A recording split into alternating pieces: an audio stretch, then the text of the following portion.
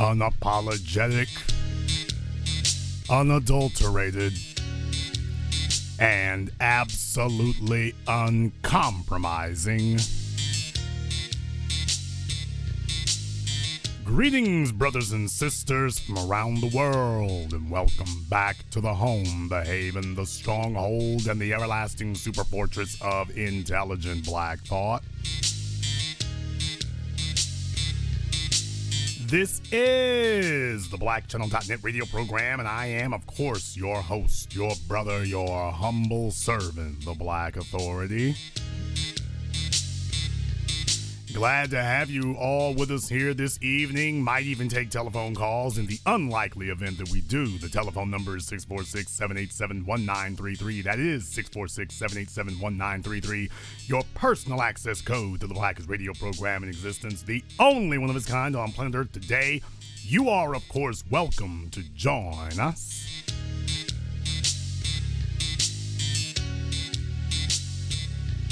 And join us you shall, because on tonight's program, I've got a few things I want to follow up with here. A couple of things I didn't get into last night.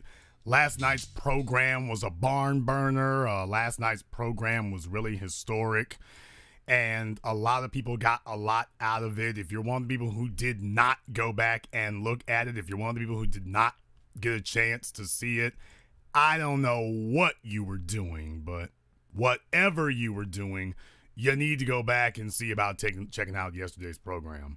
Why voting doesn't work for black people. You need to see about doing that.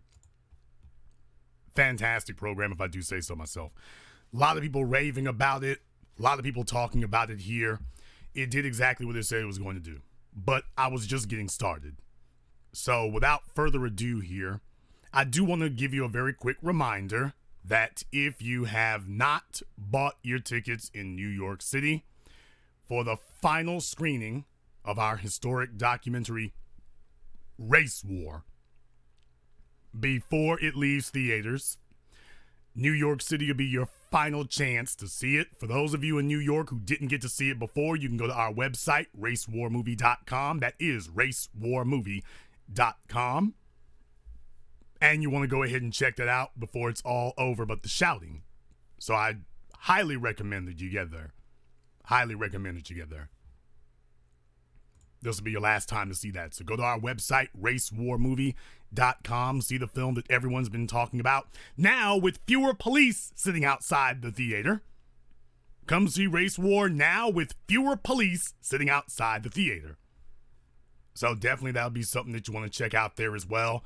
I've been saying the address and people in the chat room saying, where can I get tickets? Let me try this one more time. Go to our website, racewarmovie.com. That is racewarmovie.com. On codes, I got 8 tickets.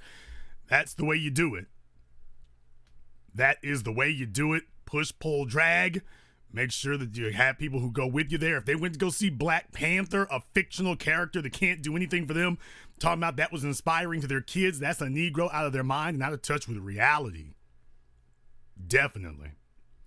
But you want to be a part of this, so make sure you sign up for that and come and join us in New York next weekend for the final screening of Race War, and then the Race War comes home. Now, I was talking about voting last night, and I was demystifying that and explaining exactly why it doesn't work for black people. And along the way here, one of the things that I didn't get to do, one of the things that I did not get a chance to cover last night, because, it was a 4-hour program. I literally did not know it had been 4 hours until we were at the end of it. Time flies so fast when you're being empowered.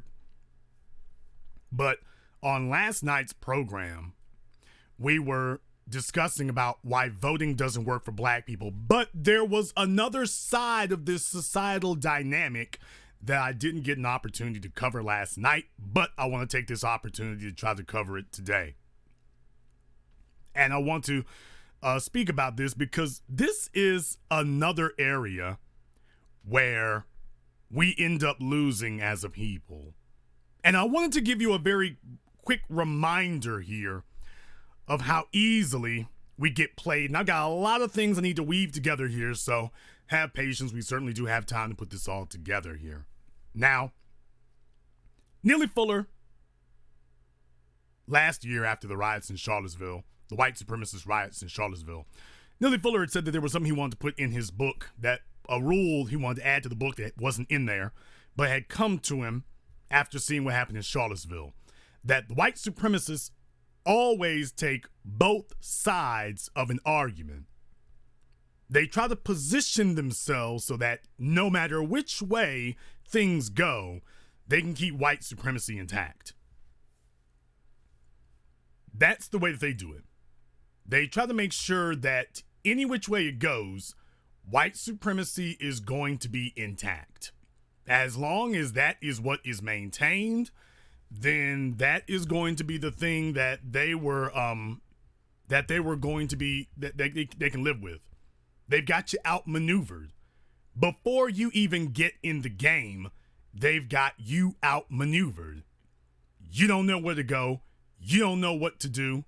And if you do figure it out, they want to position themselves so that by the time you do get there, they're ready for you. They're ready for you. By the time that you do get there, they're already ready for you. And one of the ways that this has manifested itself so well is in the so-called feminist movement. I mean, the only thing probably more stupid than a black person calling themselves a black conservative, what are you looking to conserve? A black Republican? Whose Republic are you talking about? A black right-winger? Right-winger of what? You know, the only thing more silly than that is when we come upon someone calling themselves a black feminist. That's probably the only thing that I've seen that is even dumber. Quite honestly, in all honesty, it's the only thing I've seen that would qualify as being dumber than that. Absolutely. And it's a bunch of people here who don't understand that, and I do get that. But there was something that I wanted to show you all here. There was something that I wanted to show you, and the reason I wanted to go into this is because for a long time now, the game that's been played, and has been one that we've been playing on ourselves. We're not really actually playing it with anybody else. It's just one that we're playing with ourselves. But the game that's been played here is we play this game where we're somehow going to go against the rest of black society, as it were. We're going to go against the rest of black society and branch ourselves off as an individual so that we can see if we can find some individual characteristic with which we can connect ourselves to the dominant society, all in the vain and absolutely disgusting hope that somehow, some way, we'll be able to carve out some individual benefits for ourselves at the expense of the group. And that is typically what's going on now. Individuals trying to carve out individual benefits for themselves at the expense of the group. And so here we are with people calling themselves black feminists. And before you even enter the game, you've already been played. You've already been played before you enter the game. Now, what I had done was I had posted up an article. Here, and I want to give you all a very brief reminder. This is the creator of the so-called Me Too movement. The Tarana Burke, Tarana, which is 2/3 of tyrannical, okay, half of tyrannical. Well, 2/3, yeah, tyrannical, three quarters of tyrannical. Tarana Burke, 3/4 of tyrannical. She's the chick who created the Me Too hashtag, I guess, movement or whatever you want to say there. This is the chick who did it. No, this picture is not photoshopped. Now, you can take a look at her and see why she would be very bitter and very angry with men's choices in women. But This is the chick who started that. And you can see why she would be very bitter and very angry with men and their choices, and particularly black men. You can see why that would be her predicament. But I want to show you something else now. Now, this is the chick who started the so-called Me Too hashtag movement. This is the chick who started it. But I want to show you something from September, a couple of months ago. And I want to see how the game is played. Because while black people, and specifically black women, have been out here playing this game where we're going to ally yourselves with white feminists, the game that she was playing was creating a hashtag. Let me show you all the game that white women took this woman's so-called movement. Let me show you what they did with it. Well, what do you know? Now, this was from September here. This was from September, a little over a month ago. If you all remember, it's CBS, the CEO of CBS, Les Moonves. And in reality, there was a lot of backroom fighting that was going on. There was a lot of behind-the-scenes conflicts that were happening, and this really just left them open for them to be, this really just left them open for them to be taken advantage of. Really left them open for that. And he got himself run out of CBS because they said he was sexually harassing these women at the job and so on and so forth. And they say they're still doing an investigation. But here's the point about it. Take a look at that headline. This was from September when Les Moonves got kicked out of CBS. In addition to removing him, look what CBS said they wanted to do. We want to give $20 million, quote, to the Me Too movement. Now, they never explain who the Me Too movement is. Is it Tarana Burke? They didn't say they're going to give it to Tarana Burke. So who is this Me Too movement that's going to get $20 million? Now, this has been stated before by Dr. John Henry Clark.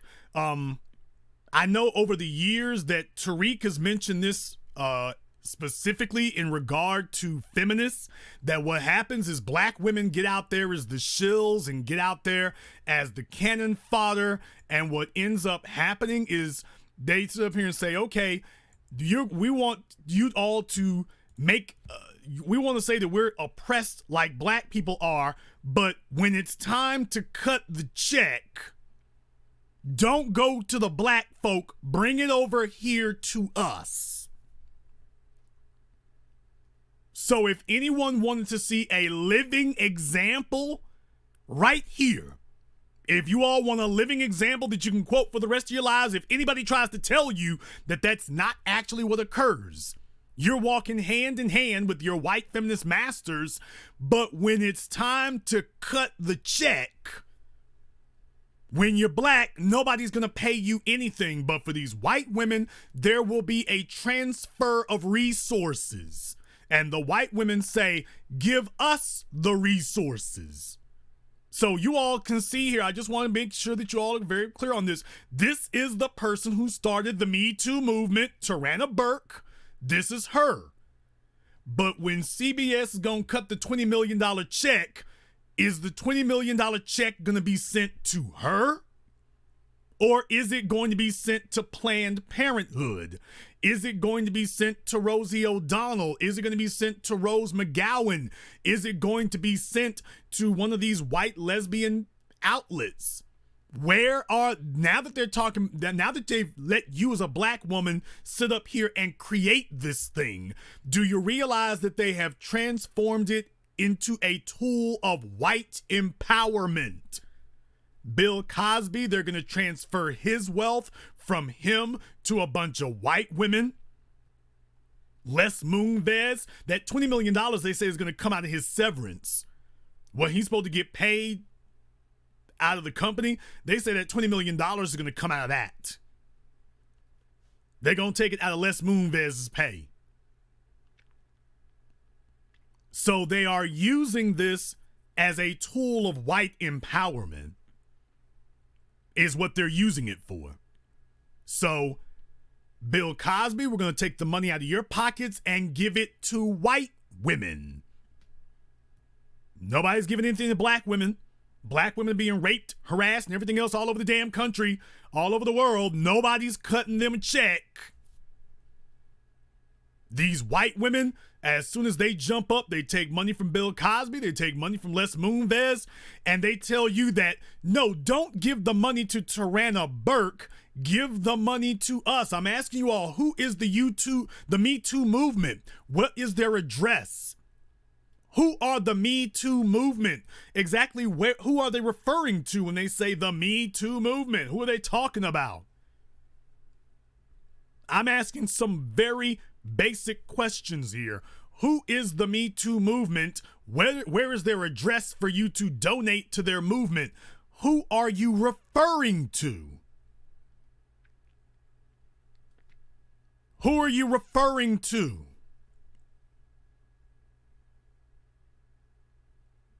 This is how black women got themselves played. This is how they ended up playing themselves. That when it's time to march and protest, they send you out there. But when it is time when it's time to hand out the resources, they boot you out of the room and say that there's no reason for you to be there. We'll take it from here. When it's time to march and protest because of legitimate grievances, they call you. But when it's time to hand out the resources that are supposedly supposed to compensate you for these grievances, then the white women shove you out of the way. They elbow you in the ribs, knock you clean off the stage and say, we'll take it from here. You can cut the check over here. When it's time to divvy up resources, cut the check over here. And this is a real world living example. You all know full damn well they are not talking about sending $20 million to Tarana Burke. Tarana Burke is broke and she gonna stay broke. They're gonna give it to a bunch of white women and declare them to be the Me Too movement. And next thing you know, the Me Too movement is going to tell you that everything is all right now. Understand that. They are going to throw $20 million at a bunch of other white people, white women, and then they're going to tell you that everything's fine, that they're making progress. That's what they're going to tell you. That's what they're going to tell you. They are going to tell you that, hey, you need to leave the resources over here with us.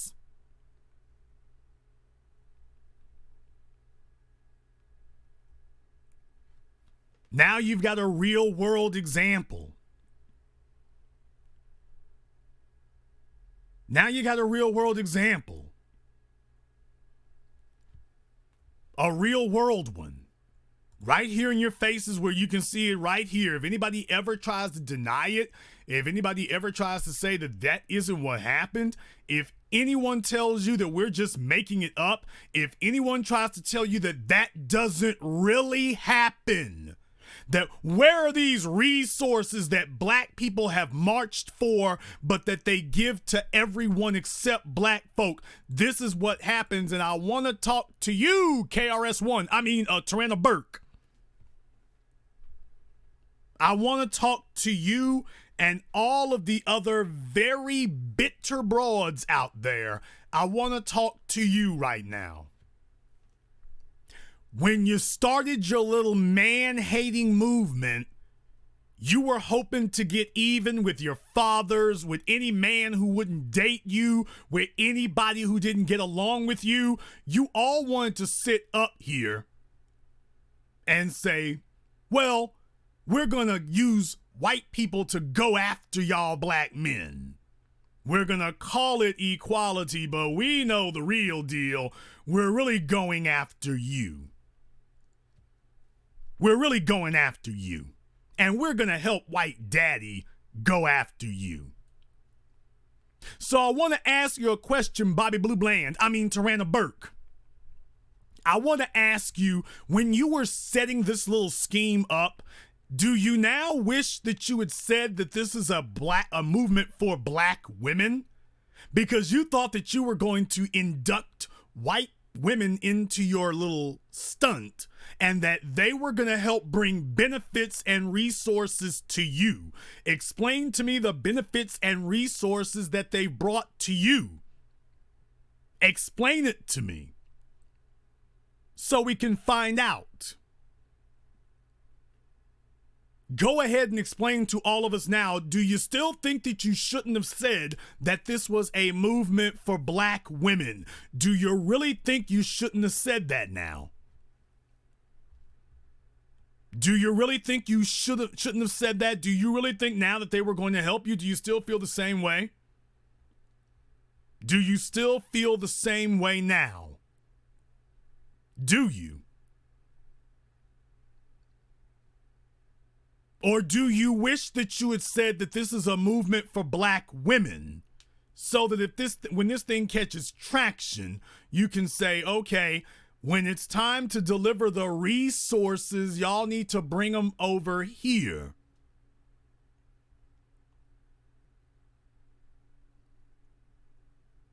That's the question I'm asking.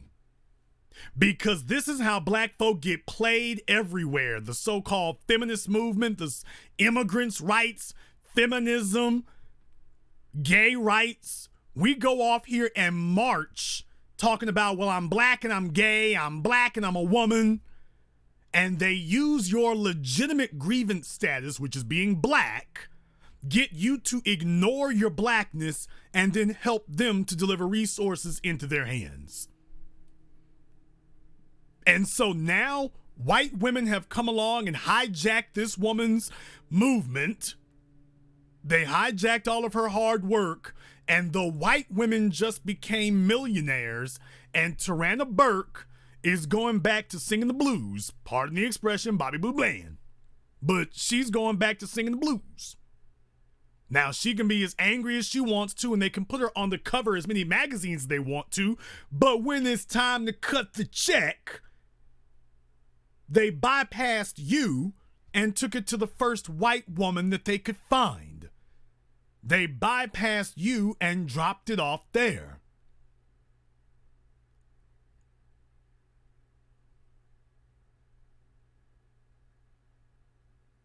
That's the situation.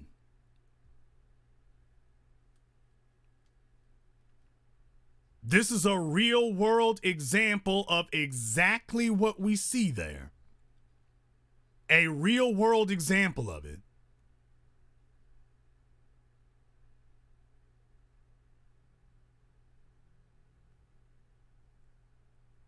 And this is the game that's played with us at the polls on election day.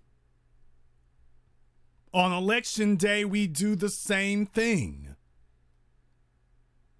We go around and we promote other people's agendas.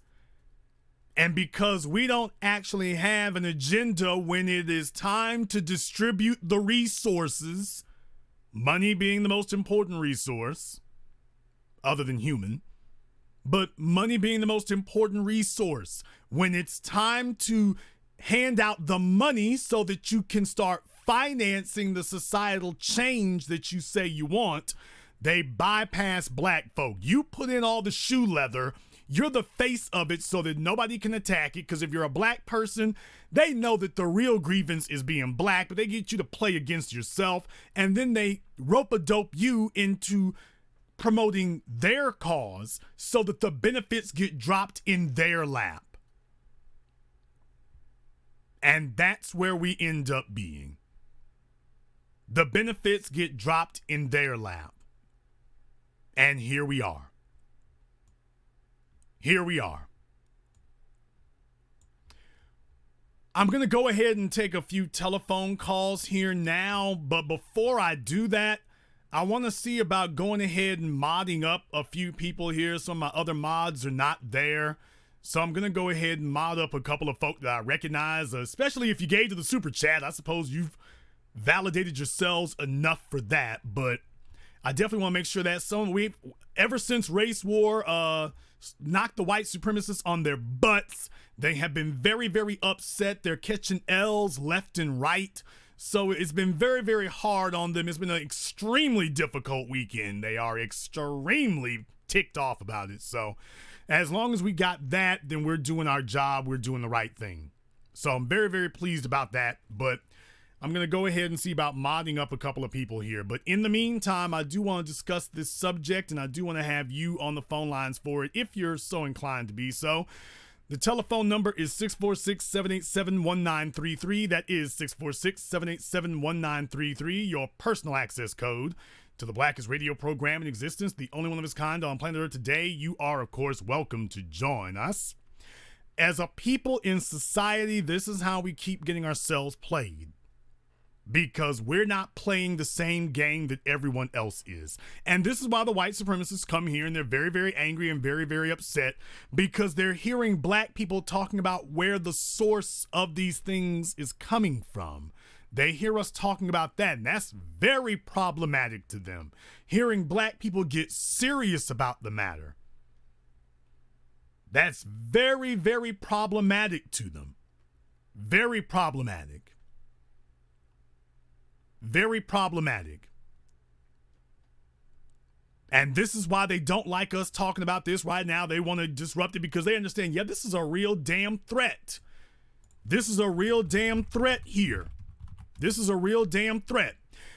I want to thank everybody who has supported this hour of the blackchannel.net radio program. Major Vitamin, thank you very much, sir. Mac Jetson, Kirk Tolliver, Travis Brown, T. Miscellaneous Designs, thank you very much. Bob Black, Tiff Love, Tiff 46, Riding with the B1 Media, thank you very much, brother, for your consistent, constant support of our program. Cassandra Wright, Forza 9 P91. Yes, same old movie, just put the butter in the popcorn. Justin March, DeAndre Mosley, go ahead and mod him up. Omar Gray, Darrell Howery, and Mackin Shizavelli. Absolutely, thank you all very much for supporting this hour of the blackchannel.net radio program. The number is 646-787-1933.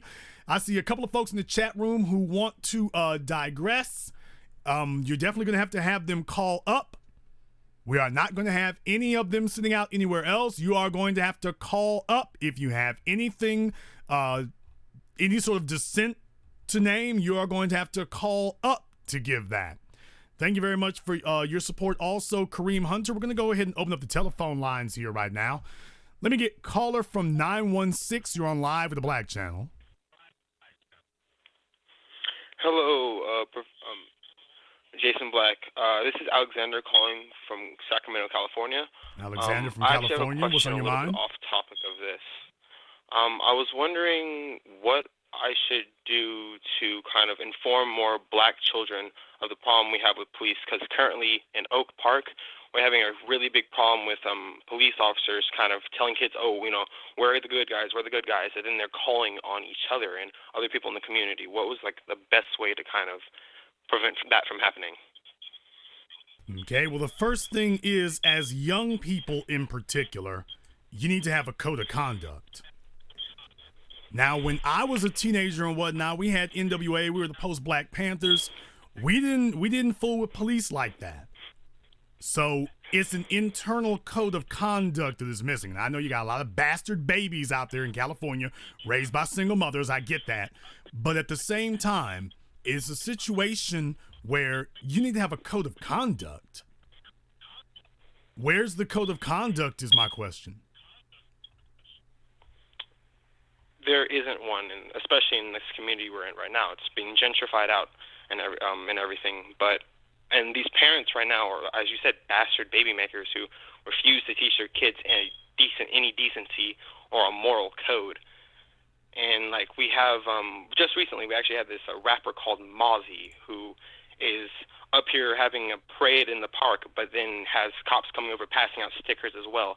So, they look to media and they're getting support for, going snitching out on other fellow black people. And then all the neighbors around here are getting moved out because, again, it's getting gentrified. And they're calling cops on each other. So kind of I don't know how to go about this. I'm personally 18 years old, trying to make a difference in my community. I've been listening to your program for about 2 years now. Well, that's a very good place to start there. Like I say, now, how old are you again? 18, sir. Okay. Definitely, what you want to do there, brother, like I say, it's a code of conduct that's missing. The code of conduct is missing. And you're going to have to deal with that. Being 18 years old, you're right where you need to be, man. I mean, you're right where you need to be. So you need to be talking to your peers about that. You need to talk to your peers about that. You need to talk to your peers and let them know what the code is. You are a leader in your group. You're a leader in your group. You're a leader Definitely. in your group. Another question, where would I kind of steer them toward to find a code? Because I listen to Neely Fuller and things of that nature, but I'm thinking that's a little bit too, I don't want to say boring, but their IQ in the hood isn't as high as we'd prefer it to be. So what would be a good direction to steer them toward? Well, steering them here would be a great way to go. I can't really endorse anything else other than us. I can't endorse anything else because I know what they'll get here. They're going to go there. What am I going to do? Tell you to go to their churches? What am I going to do? The other thing is understand that if you want credibility to speak to your peers, you got to show them your success. So you have to be doing something or excelling at something that they're not. As long as you are able to do that, then you've got credibility. But you can't just sit up here and say, well, this is my philosophy, because all philosophies have equal weight. It is results that give a philosophy credibility. So you need to make sure that you are excelling at something so you have the ability to have credibility. Yes, sir. Preferably financially. So you need to hang out with us. You definitely need to get started on getting your money together as quickly as you can, because that gains credibility. People can't measure the efficacy of your philosophy, but they can measure your bank account. And if you've got that philosophy and the financial resources to back it up, then that goes along with it. Definitely. Thank you very much for giving us a call tonight. Please do call us again. Let me get caller from 219. You're on Live with the Black Channel. How you doing, Jason Black? This is Aaron from Gary, Indiana. Okay, what was your name again? Aaron from Gary, Indiana. Aaron from Gary, Indiana. What's on your mind?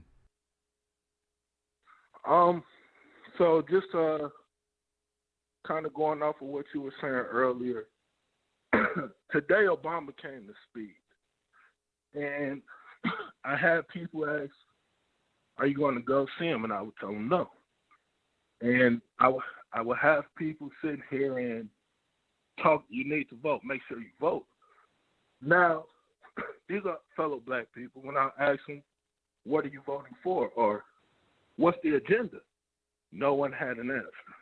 It's immigration, women's. Okay, but what about for black people? What are you doing for black people? What is he going to do? What is he advocating for black people? And no one could give me an answer. And I sit and I listen to a lot of what you're saying, and it's coming to fruition, the whole thing. And I don't know if you could just touch a little bit more on that, and how do we influence other people of our peers in our community to change that mindset? Well, first of all, Aaron, how old are you? I'm 32. Okay, you're 32 years old. You're in Gary, Indiana. As I spoke to the last caller about, like I say, you're going to have credibility. And without credibility, how are you going to be able to speak to people? Otherwise, all you have is a philosophy. So before you go any further, you're 32 years old, brother. If you're going to speak to other people, because I can't speak to everybody, if you're going to speak to other people, where's your credibility to speak to them? What have you done to give yourself credibility? That'd be the first question I would ask. On a political forum, at this point, I'm more so trying to educate myself. On the personal forum, homeowner, building my resources, building my savings, building my credit, the things that I can do. I will say. Okay, well, definitely that's a start right there. That doesn't sound like I said, that's not going to be leadership, because that's just basically taking care of yourself. If your resources are not enough to benefit others outside of yourself, if all you doing is taking care of you and focusing on you, you're useless to the people. You're useless to the society, because that's more meism. Well, I'm taking care of me and I'm doing for me. Okay, tell me what benefit are you outside beyond just yourself? Because if the only person benefiting from Aaron is Aaron, then how does he expect other people to listen to him when he's not a benefit to other people? Do you see what I mean now? Understandable. So that would be where you want to begin. You want to begin there. If you're listening to me, that means you already understand the philosophy. But it is not enough to have a philosophy. Not enough to have a philosophy. You are also going to have the ability to get people to listen to you. And that is only going to happen if you've got credibility. And if you don't have tangible results, don't expect people to really pay attention to your philosophy, because then it just sounds like running game.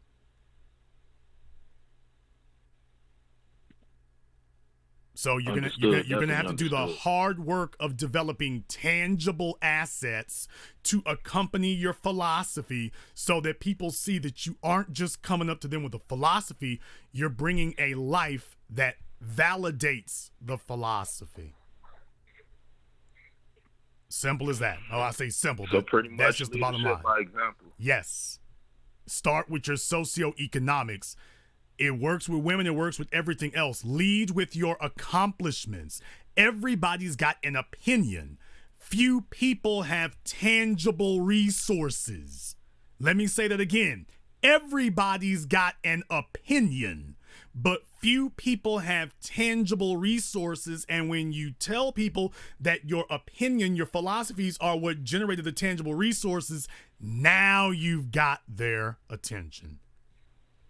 Thank you very much for giving us a call tonight. Please do give us a call again. Going to take another call here. Let me get caller from 561. You're on live with the Black Channel. Hey, what's good? Jason Black. This Hayne from Palm Beach. Okay, what's your name again? Hayne. Okay, is that Hayne? Mm-hmm. Okay, Hayne from Palm Beach. What's on your mind?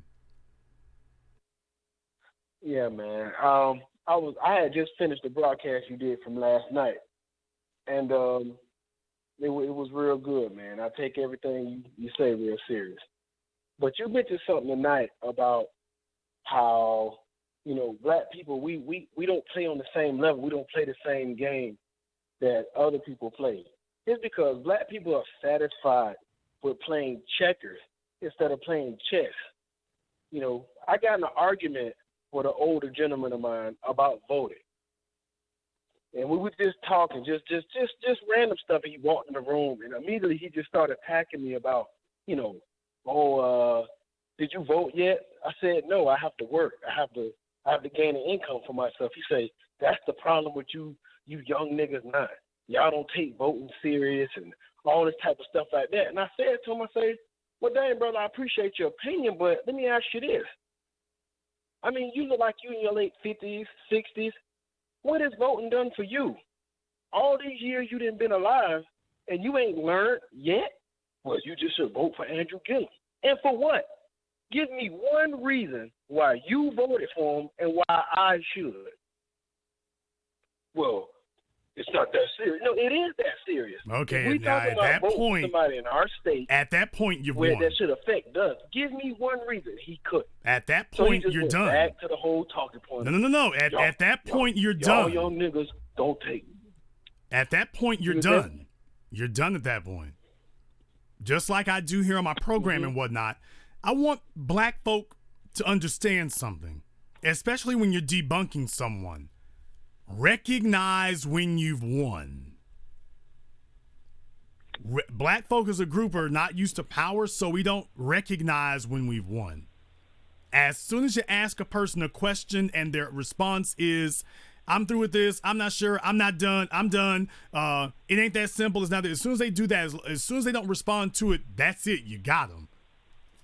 And the only thing you really do is tell them, no, just answer my question. Okay, that's not an answer. Can you answer the question? If they're still running around it, that's not addressing my question. And once that happens, that's it. Because we as black folk, I don't have a problem with correcting someone, but if someone sits there and when they start running in circles, you call the game over at that point. That's when you call the game over. Mm-hmm. Because we need to recognize when we've won. So when you told them, okay, show me the battles that you've won by voting, all that voting you've done, show me your results. Well, I don't really have any results to show you. Okay, then you have destroyed your own argument. Come back to me when you got some results to show. Come back when you got some results to show, because I told you didn't have any and you don't. So when you finally get some results from all that, come back and holler at me then. Until then, you're not legitimate. Now he just, at that point, you have to argue anymore. If he says anything else, I go, have you brought those results yet? Not yet? All right, never mind. Got those results yet? Oh, no, we don't talk about voting. I want to talk about results. I'm through talking about voting. What about your results? What about your results? Mm-hmm. You're right. Yeah, and another thing, you had a guy that came on last night that said that I think he was talking about Georgia or something, I don't know. He said that if we wanted to let them know that we were serious, we should unseat John Lewis. Okay, and then what? Listen, man, when you playing the game of chess, you need to think about the moves before you move, the move that you make, and 4 or 5, 10 moves after you make your move. When other races make their moves out here in this world, they choose their candidate. They vet him. They already know what he's going to do for them. And if he don't, they let him know, hey, man, if you ain't the guy for us, we're going to cut you quick. If you change the code on us, we're going to cut you quick. We ain't got time to play with you. Black folk always want the easy way out. Okay, we just going to choose this guy and send him out there and just hope, right? That's that Bible stuff. We're going to hope that he got our best interest at hand because he looked like us, because he went to an HBCU, because Andrew Gilliam graduated from FAM. And so what? Again, like I asked the black dude, give me one reason why we should vote for him. I don't give a damn if he's Democrat or Republican. Tell me why we should vote for him. Because just like the Hispanics, they advocate for immigration. Just like the Jews, they want to make sure they get paid. Just like all the other people, they got something going on. Tell me, so don't be ashamed if I sit here and ask this man, why should I vote for you? I don't give a damn what political ideology you sit with. It doesn't really matter, because y'all all the same. Two fangs of the same damn snake. So tell me why I should just give you my damn vote. Because we made this mistake before with Barack Obama. But like the old guy said, oh, well, you just need to get out and vote. How's that worked out for you? You doing me a disservice as a younger guy to you to keep making the same fucking mistake you made, because you're afraid to change up the narrative. So I'm sitting up here telling the people around us something different. I'm sitting in a room with 30 other older men. They're older than me, but they're listening to me. And he walks in and just, you young nigga don't know shit. Apparently I know more than you. Why? Because I'm not, oh Lord, the Lord got us. And I know that Andrew get up there and he speaks on God and he believes and if we fall in line with that, he gonna do something for us. Stop it.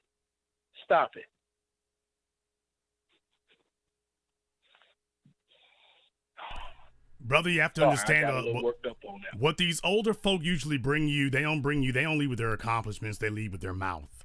And as young people, one other thing I want you to do, brother, lose your patience to hear a failure keep running their mouths. Lose your patience with a failure running their mouth, because all these old bastards want is an audience. They don't have a legitimate reason to get people to listen to them, so they just want an audience. They just want an audience. Just a reason to stay relevant, to keep them quick, just for somebody to listen to them. You know what I'm saying? And that's the disconnection that they have with the younger people. You keep jamming down these kids' head, and that's what he wants me to say. That's what he wanted to talk about. You keep jamming these kids education. But do you even tell these kids that they actually have an opportunity to become something with the God-given talent that they have? No, don't worry about it. What y'all young niggas need to do is stay in school and stay out of trouble.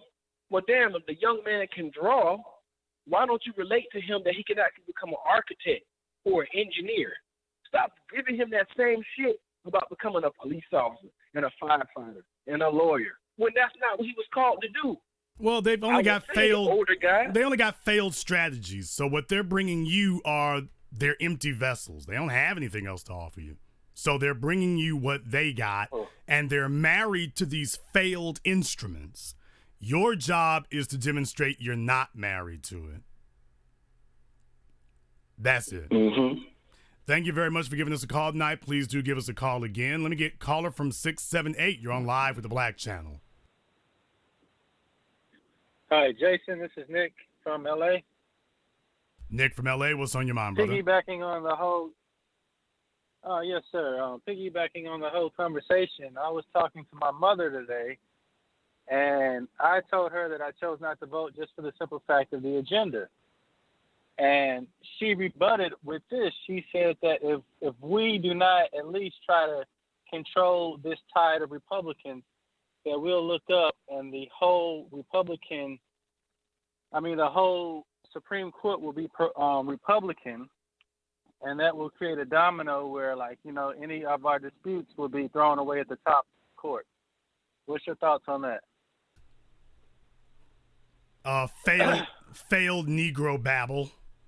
Every time you turn around, they try to scare you into voting. They try to scare you. I'm sorry. Let me rephrase that. These old folks who have failed, they attempt to frighten young people into obeying them. And if religion won't do it, if the threat of somebody either from hell below or heaven above wiping you out doesn't frighten you enough, then they're going to tell you, well, the devil won't get you, Donald Trump will get you. When somebody doesn't have a legitimate means by which to convince you or persuade you of an argument, then it becomes a situation where you are not listening to them. And understand something, they are acutely aware that they lack credibility. So they're just trying to frighten you. But don't let that be an answer. When you were 5 years old, okay, maybe then. But once you become a grown man, for somebody to sit up here and, I'm not going to giving you those same answers, that's not going to work. That's not going to work at all. That's not going to work, period. So you just be resolute about that. It's like, hey, I don't believe in boogeymen.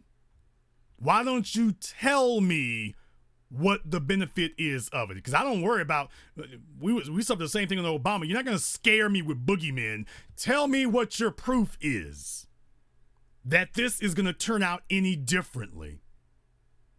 And if when they can't describe that to you, tell them, okay, well, now that I've educated you where you were wrong, you should do the adult thing and abandon your failed, faulty, debunked position.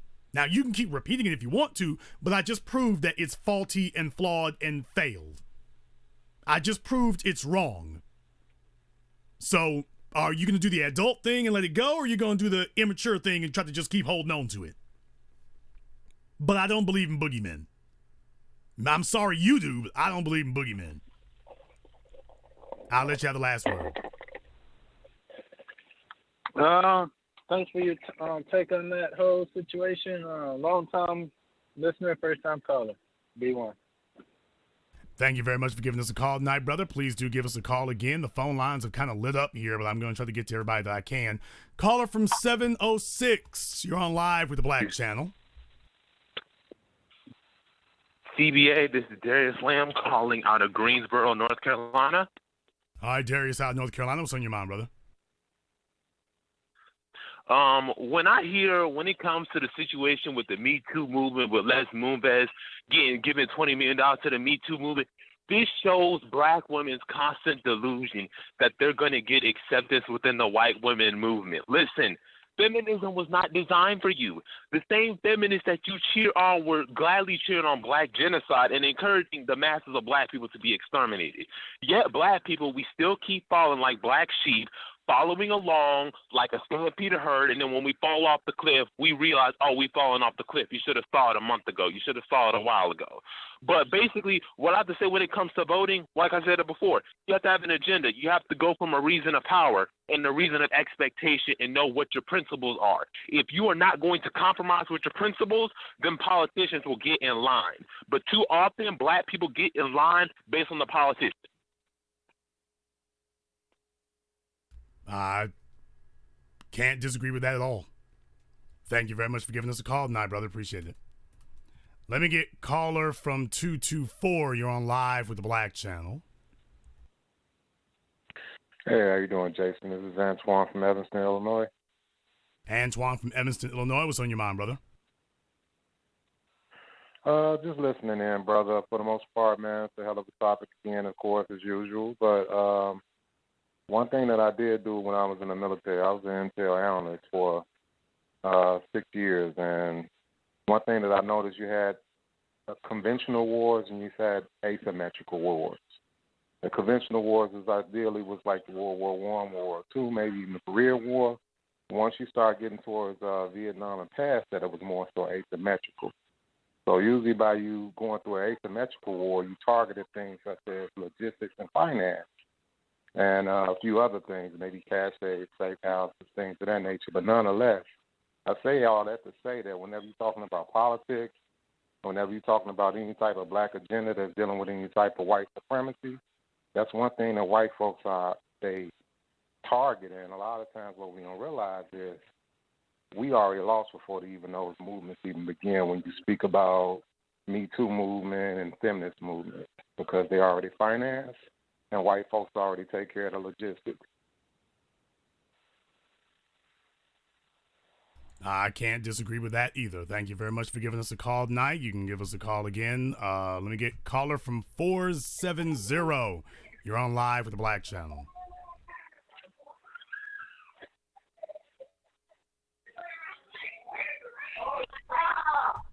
And caller from 470 is trapped at the daycare. Caller from 843, you're on live with the Black Channel. CBA to Tobias out of Phoenix. Tobias out of Phoenix, brother, sound off. Man, I listened to your broadcast yesterday and then, like today also, about hijacking, and both kind of tie in together. Black folks, one thing you got to understand, liberal issues are not black issues, because these liberals are talking about everybody else's issues. But at the same time, we gotta stop letting everybody in. We gotta stop caring about everybody else, because we care about everybody else besides ourselves first and foremost. It's like, I forgot what the politician's name was when he talking about Trump or the birthright. All these black folks were in their feelings about the messenger. But if he ever been over, I know you've been overseas. You ever been overseas? Guess what? Those people in those native countries care about their people first, second, and third. And after that people taken care of, then they can worry about you later. But we want to worry about everybody else while we're the poorest people in the country. But yet but these other groups ain't worrying about us. I know I'm going to say some ruffle some feathers, and those are also foreign black people, because a lot of them coming over here and getting a lot of benefits we can't get, like getting in college, loans, and all that stuff, which we aren't getting. So why are we caping for people and we're not getting anything? Because this is what we do. We think that if we show other people that we'll be their lackeys, we'll get some trickle down benefit. This is the game we play. We're afraid to be black.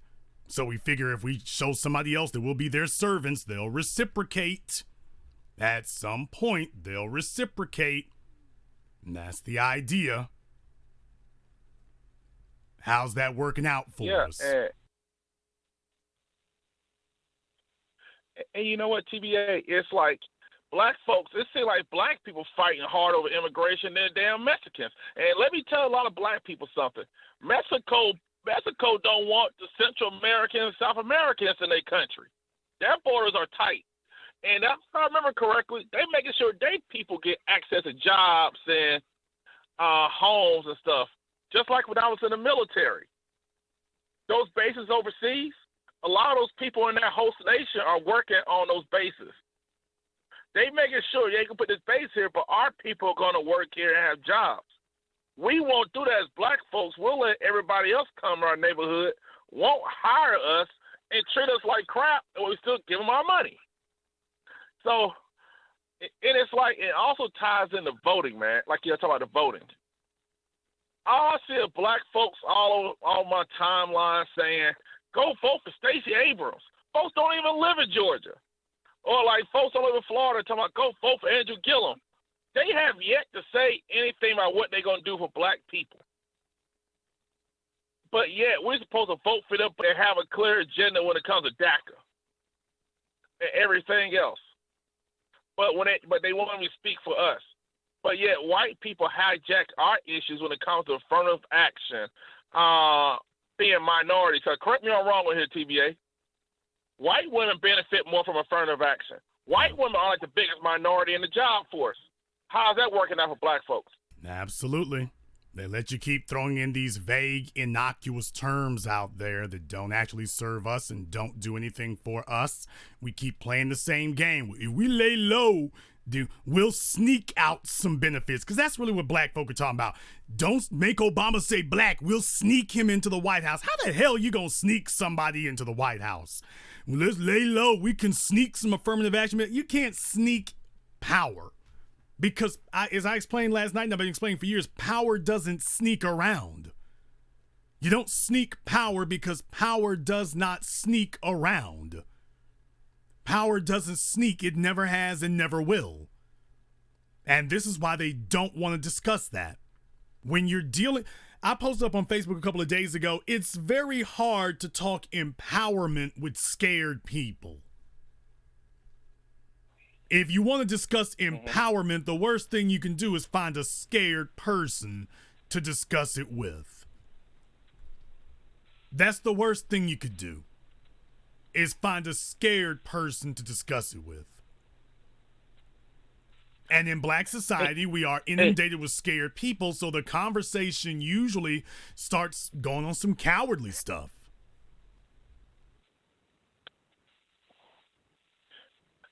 And you know what, TBA? Black people, it's like when Trump. The fascinating thing about Trump being in office and too many black people are too caught up in their feelings because white liberals are mad. Although we still don't know who are the 2020 nominees for president are. They still want to get in their feelings, but that's a whole different conversation. Trump is showing people how power works. He's showing you that I don't care what you say about me. I don't care how you feel about me. Hell, I don't care how my wife feels about me because she still walk around that Chanel bag and those nice Tom Ford shoes on. And she doesn't have to work. And if she was so upset about his power, she would have left. But you seeing how he ain't afraid to say what he wants to say. He keeps it real. They ain't getting rid of it. He's like, what you gonna do about it? While the black guy who was in office was timid as a church mouse. Trump is wielding power. He is showing you how it works. But we ain't sitting there taking it. Well, let me offer up one correction there. You said Trump is talking loud. But the black guy, when he was in the White House, he was quiet as a church mouse. Yeah, he was, except when black folk were in the streets uprising against the police. Then Barack Obama became very loud. Right. He became very vocal. You couldn't stop him from talking. All of a sudden, it was these thugs in the streets. So he became very vocal when he was talking against black folk. He became very vocal. Very vocal. Yeah. And, you know, I like in a group, Facebook group I'm in, and I point at everybody, they still hype up Obama. And I was like, y'all complain about police brutality, but, you know, Obama increased the funding to the police force where they got more gear than Cobra, and also he signed the Blue Alert bill. You know, all the black folks are saying, well, we got to protect the cops. We got to worry about law and order. Well, then Trump said the same damn thing when he was running Hillary, and y'all was mad at Trump. So are y'all just worrying about who the messenger is, who's the face in there, or you worrying about your people being alive? Black folk worry about the messenger in the face. As I said last night, we don't vote for politics, we vote for personalities. So yes, we do vote for the face. Absolutely. And I saw a thing that said that Donald Trump is polling at 36% with black people. I would find that easy to believe. It's not like Donald Trump's bigotry came up overnight. For those of you who saw Race War, if you will remember, the Central Park 5 was 1989. 1989. Donald Trump was running around, black folk were idolizing Donald Trump way before then. Way before then. You go back to Mike Tyson in boxing, it was way before then. So we as a group, as a people, yeah, we gravitate to personalities. And like anybody else, he's strong enough and you can't knock him off. He's unapologetic. That resonates with everybody. Why? Because power does not respect weakness. Power only respects power. Well, guess what? Weakness doesn't respect weakness either. Weakness only respects power. Power only respects power, but so does weakness. So black people have no choice but to respect it. I'll let you have the last word. Hey, thanks for taking my call. The one thing, you know, I tell black people, we talk about voting.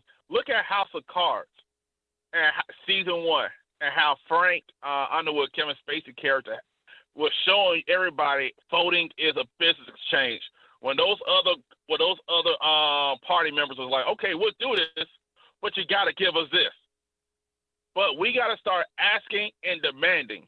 It is okay to question politicians in Baltimore, black ones, when your kids got to go to school in January when the heat ain't working. It's okay to question your black politicians and what they're going to do for us. Because if they say they're not going to do anything for you, what's the point of voting for them? And also, I'll leave you with this. I'm tired of black folks trying to guilt trip black people into voting for the Democrat they like because they talking about their ancestors fought for the right to vote. Last time I checked, I haven't seen white women guilt tripping white women to vote because and they were fighting for their right during the suffrage movement. Well, let me horn in there. That's a very good point you just made. But Tobias, the reason that black people do not sit up here and talk about what the schools aren't doing for the kids, the reason that black folk do not tell their children about what to expect from politicians is because if you did that, if you told the children to expect more from the politicians for the schools or to expect more from the schools for yourselves, then the children would start expecting more from the parents too. So the parents don't want the kids or the community expecting more from them, so they just support the politicians anyway, hoping that, well, we don't expect much from them, and hopefully you won't expect much from me either. They can identify with that. Thank you very much for your phone call tonight, brother. Please do give us a call again here. Now, I had somebody, they said somebody was on the line from area code 702, but that person is not on the line anymore. So I'm not sure what happened to their call or if they hung up or whatever, but they are not on the line. We'll give them an opportunity to call back in again. And of course, as always, white supremacists are welcome to give us a call. You just can't call from a blocked number. Caller from 203, you're on live with the Black Channel. Hi, Jason. This is Monty calling from Connecticut. Thank you for taking the call. Good evening to the TVA family. Monty from Connecticut, what's on your mind? two-pronged. Okay, you need to issue. turn those One speakers is, off back there. I question. appreciate you listening in. You got to turn those speakers behind you off. Okay, yeah, the speaker is off. Can you hear me, Jason? Okay, because it's echoing real bad, and I just wanted to make sure you have those off. Go ahead. Okay. Yes, the first one is a question. Why do so many so-called white fragilists, I don't want to call them supremacists because I love okay, the brother, okay, fragilists stop where you are. Stop where you are. They do so many things. No, sir. No, we don't do that here. They are white supremacists. I know there's folk who do not want to accept the reality. They are white supremacists. This has nothing to do with whether you think they are supreme. The bottom line is they are supreme in this society. There are things they can do to you that you cannot do to them. Now, you don't have to call them supreme, but they are white supremacists who are exercising their superiority. Now, that's a painful reality to accept. But if you're in a football game and the other team has you down by 50 points, or they've beat you in the playoffs and they've got the title, and you're saying, well, I'm not going to call them the champions because in my mind, we're the better team. That's what that is saying when you do that. I'm not going to call them supremacists, but they run everything. Yeah, but I ain't going to call them supreme, but they run everything. What is that? At your house, if your woman or your children start talking crap at you, wait a minute, I run the household. Who do you think you are, a supremacist? Under this roof, you're damn straight. I run it. We got to face reality so that we can change the reality. Them being fragile, that's an aspect of it, but they're using their fragility to dominate everyone. And if we refuse to accept the reality that they dominate us, that we have been defeated. We're not in a situation where we're on an even keel. They got the upper hand at every single level of the society. And we've got to acknowledge that that's where we are. They are in control. They are in power. They are the supremacists. They have exercised superiority because they believe in supremacy. Now, that doesn't mean that I accept them as a supreme being. I am acknowledging the position that they have put us in. They are in a superior position. Now that I acknowledge it, because you're not gonna verbally take power back. That's a mind job on ourselves, that we're gonna talk our way into overthrowing them. By denying or refusing to by denying that they're superior, we're going to talk our way out of this. You can beat them, but refusing to acknowledge where they are doesn't help. It doesn't help in sports. It doesn't help in politics. It doesn't help in math or reading. This is a mathematical reality. It's not a social preference. It's a mathematical reality. Anytime you walk into the courts, anytime you walk into your job, that's a mathematical truth that they're running it. Now, once you acknowledge that, then you can properly advise other people on what to do. But if you're walking in there saying, man, they ain't running nothing, they fragile, then you're going to have somebody try to run up on them as if they're fragile or try to exercise power over that fragility. And that's not going to work. We got to take account of where we really are. They're on top. We're not. Now that we understand our geographic positions, now we can change it. But no, brother, they're not. They may have some fragile parts of their personality, but the bottom line is they're the supremacists. Not that they are supreme, but in this society, they run things. Their doctrine of white supremacy is in full effect in this society. Yes, it is. Copy. Okay, I heed that. And the question was, what I'm experiencing is that I voted, my first vote was in '92. And, I've learned throughout history, a lot of individuals stop us from trying to vote. Why is that, though? Well, I mean, because back then we had an agenda. When we came out of slavery, brother, black folk had an agenda. They made it very clear what the laws were that were persecuting us. There were Jim Crow laws. There were segregation laws. There were miscegenation laws. We had an agenda because the boogeyman wasn't under the damn bed. He was running around the house chasing us with an axe. You see, that's what happens when you call them out for what they are. You had our leaders, Frederick Douglass, Booker T. Washington, Marcus Garvey. They were calling it for what it was. So these guys weren't hiding back then. We had an agenda. We're going against lynching. We're going against segregation because you're using that as a way to, segregation is defined as oppressing us, bombing the Black Wall Street, miscegenation laws. We knew what the enemy was. The enemy said who he was, and we knew what he was, so we knew exactly what we were fighting. We had an agenda. And then in the 60s, we let the enemy take control of our society, and he said, all right, here's the new agenda, integration. You want the right to vote so you can integrate. That's your goal now, is integrating. And you got to make white folks comfortable with having you around. That's your life's mission, is to make white society comfortable with having you around. And that became Black society's agenda. So yeah, they used to be terrified of us voting. Did Bill Clinton look scared of us voting? Barack Obama? Did any of them look scared of us voting? Any of them? No. Because today they know what the vote is gonna do. They know that they've maneuvered us into a position where, okay, you're not a threat. But back then, the vote was a threat. They had poll taxes. Yeah, because these Negroes are showing up at the polls with an agenda.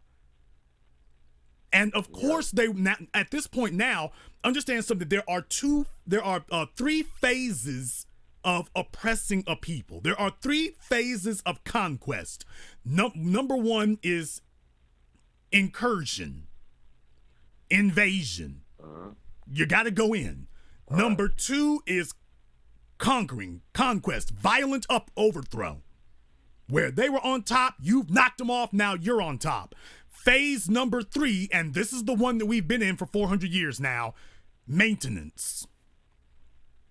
Now that you're on top, you just have to keep adjusting the temperature so that you retain your primacy. That's what you do. Yeah. So they made their incursion, their invasion, they've done their overthrow, and now we are at the point of just maintaining it. So that's what they've been doing.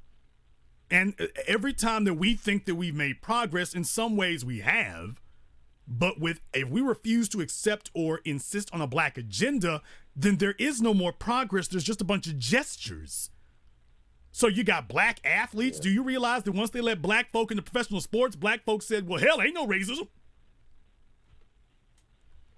As soon as they let Black folk into sports, they said, well, hell, ain't no racism. I mean, you know that's true. As soon as they let us into pro sports, we said, ain't no racism. Okay, well, let me back it up a little bit. As soon as they started knocking down some of the laws, I mean, to be totally honest with you, it was kind of like the homosexuality thing. Don't ask, don't tell wasn't really necessary because, I mean, if you got a choice between going to war or sending somebody else to war, even if they're gay, I mean, it's like, I got a choice between me and him. Well, I guess it's going to be him. So it didn't really hurt anything to remove don't ask, don't tell. It didn't really hurt to remove that. With integration, if white people have always had sexual access to Black folk. By removing those laws, what did they really lose? I mean, the white women who are gonna go to the hood are gonna go to the hood for sex. And the white men who are gonna go to the hood for sex are gonna go. So and some of your staunch segregationists, Strom Thurmond, a lot of them were running down there.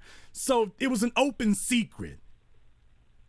Black sexual access was an open secret. It's been one since the colonial days.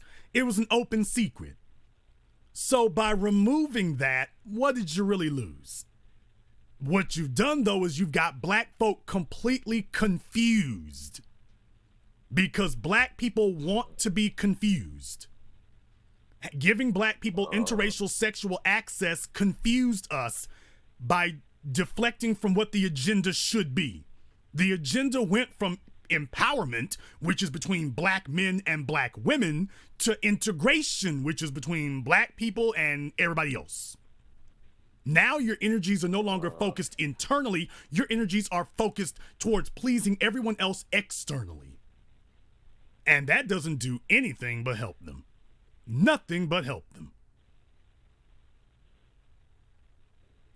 I'll let you have the last word. We look for the outside things, to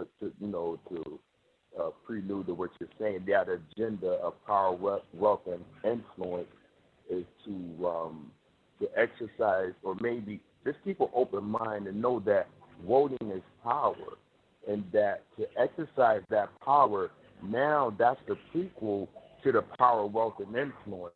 Now, I know it's kind of discouraging as us as a people because we've been so sunken in all of the tactics that has kept us down and the discourages. But to reignite the agenda and get our people involved in the process, because that vote is our power. So if my experience is not voting, somebody else, we don't have a voice.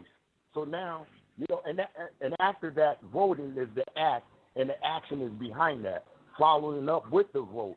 And all politics are local. So I can't worry about at the federal level. I have to worry about the community first. All politics is local. And then get involved in my area and then go outwardly.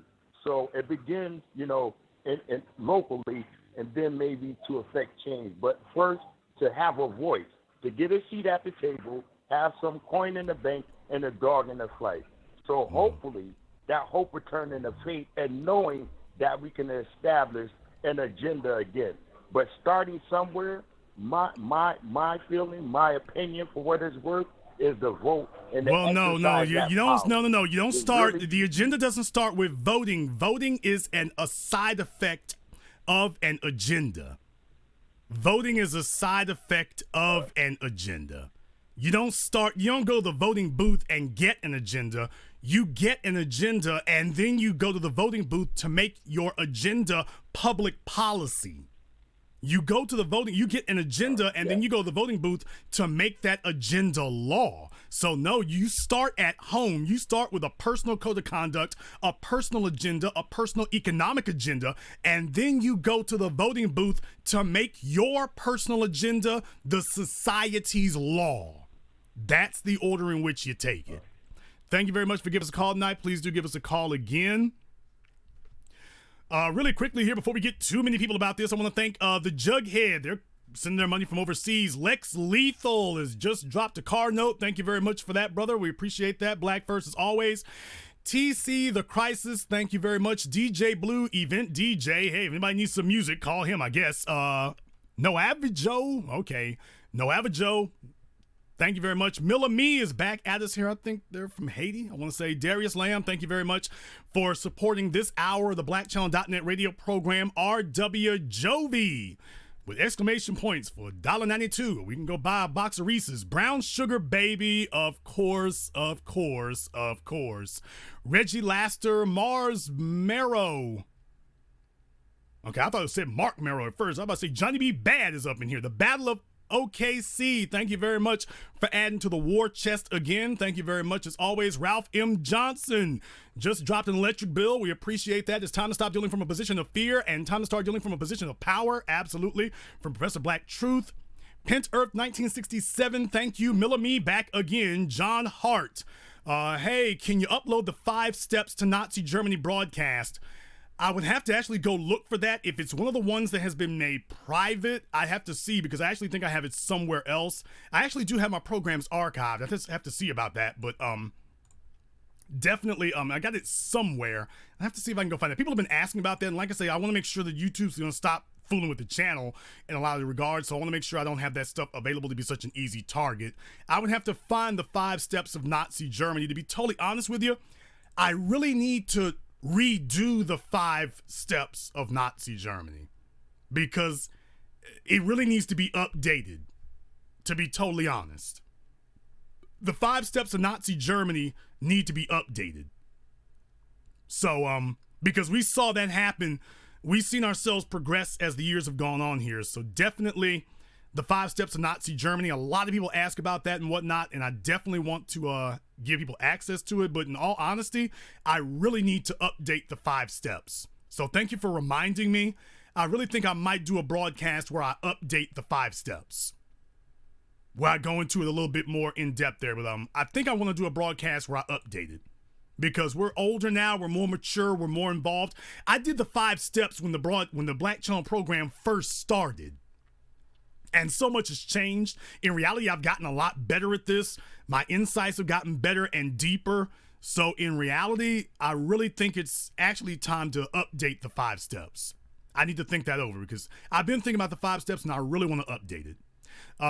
Thank you very much to Derek Talley. As always, I want to thank all of you for supporting the blackchannel.net radio program here. I'm going to be making some changes as far as that's concerned that will make it more convenient and also make it where I don't have to stop the program necessarily to go ahead and acknowledge what you do here. So I'm going to make some changes that make that a little bit easier and more interactive as far as that's concerned. So be watching for that here in the next week or two. Caller from 470, you're on live with the Black Channel. Hey, Jason, this is Goomba calling from Atlanta. All right, you said Goomba from Atlanta? Yeah, Goomba from Atlanta. All right, Goomba from Atlanta, what's on your mind? Yeah, actually, following about the voting thing, what actually is happening is that this voting issue is a national thing which many people don't understand actually what it's all about.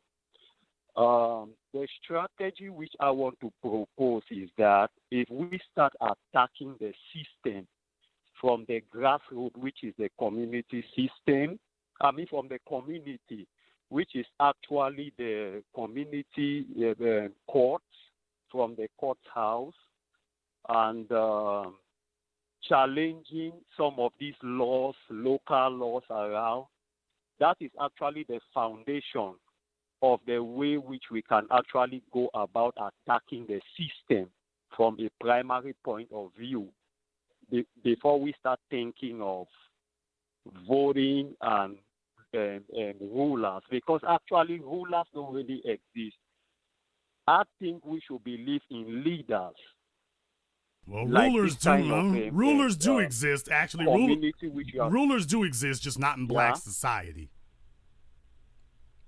Yeah. There are rulers, just not in black society. Hello? Okay. Thank you very much for giving us a call here tonight. Please do give us a call again. Caller from 248, I saw you in my chat room. Apparently you pressed a button or something when you called in, because you're in the listener queue, not the caller queue. Hello? Yes, you, buddy. Yeah, what's going on? How's it going, Mr. Black? My name is Paul, calling from Detroit. Yeah, I did press the number 1. You weren't supposed to. Got you. Can I proceed with the call? Yeah, go ahead. Thank you. Now, I got an interesting question. I hear a lot of people talk about the voting and why not to vote. I totally agree with pretty much the majority of what you say. One thing I never hear anybody mention is, along with the agenda, a black agenda for sure, I think there needs to be more research, because I've done a little bit, but I think there needs to be more research in the actual voting process. What is the software we're using? Who's counting this stuff? Who owns these machines? How do we even know that that's even a valid system? First things first, who is controlling the data entry? Because as far as all I know, the only way we know. Those are valid questions. Okay, let's cut to the chase. Chase. That's a very valid question about who controls the software. Absolutely. Those are valid questions. Here's the problem with that. The problem with that is, regardless of voting machines, what is the agenda that the average black person is going to the polls with? Please understand. Politics reflects the community's agenda, not the other way around, or at least it shouldn't be the other way around, because in black society right now, it is. So before we even talk about voting machines, debold, software, or anything else, we need to discuss first and foremost our people's agenda, because the voting machines and what's going on there is irrelevant if your people don't have an agenda with which to go to the machines with. How are you going to get debold out of the voting machines if you can't even determine what a black, number one, that you're black? You refuse to acknowledge it. You're too scared and too shy. Number two, that you should have a black agenda. And number three, that black agenda should be law. If we don't get over those three hurdles, debold is irrelevant. So we can intellectually masturbate about software, hardware, voting machines, polling places, precincts, political districts, and gerrymander. We can masturbate about that all year. Nothing's going to change if we don't start with an agenda first. I totally agree with that, Mr. Black. That's why I was stating the question. In addition to the agenda being a primary thing, but in addition to that, I think that it's important to see, is the software even valid? Is the process even valid? Because I personally don't even think it's valid. But doing more research after the agenda has been established, I think is important as well. But it's like you said, it's after. Primarily, it has to be a black agenda. But I do think there needs to be some research done, in which I'm doing some research on the voting software. But like you said, first has to be a black empowerment agenda. So I totally agree with that. I just wanted to mention that and ask that question because I never hear anyone mention the whole process of the machines people go and use. Now first, here's the problem I got. First, at first you said, well, yeah, that's what I was trying to say is about an agenda. Now you're back to talking about the voting machines. Brother, the voting machines are irrelevant. I can't say that enough. You said that wasn't what your point was. Yes, it was. You're back to the voting machines. No, we need to have an agenda, and then the voting machines will follow our agenda. The voting machines are the result of us not having an agenda, and you circle back to the machines again. If we're not discussing the agenda, the voting machine shouldn't even be mentioned. We shouldn't even be saying the words voting machine. You shouldn't even say the words or the word software. Only discussion should be the agenda. Anything else is an attempt to masturbate in order to avoid discussing the real problem. Our problem isn't voting machines. It isn't software. It is our lack of focus, lack of an agenda. That is it. That is all. Nothing else. Yeah, I totally agree with that, Mr. Black. But in addition... Thank you very much for giving us a call tonight. Let me get caller from 313. You're on live with the Black Channel. Hello. What's your name? Where you calling from? Okay, you can hear me there. My name is Chris Shaw. I'm calling from Detroit. Okay, if you're on speakerphone or if you're in the bathroom, I need you to either take your phone off speaker or exit the restroom before you give us a call because you're reverberating. Okay, can you hear me better now? Okay, what was your name again? Chris Shaw from Detroit. Hello, Chris from Detroit. What's on your mind? Okay, I have two things on my mind, Mr. Black. The first thing I want to do is basically give you a compliment. I like your work.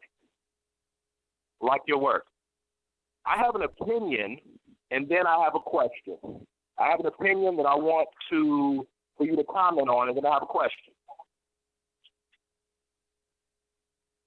My opinion is how you can resolve this relatively overnight.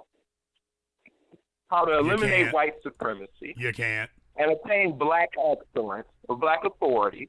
And when I say black authority, I mean black by the black American, the descendants from slavery who still live in the United States. You can't do it overnight. So that's the quick answer to your question is, well, you can't do it overnight. Next question. That's why I said relatively overnight. I don't know what relatively means. But I'll move on to the next question.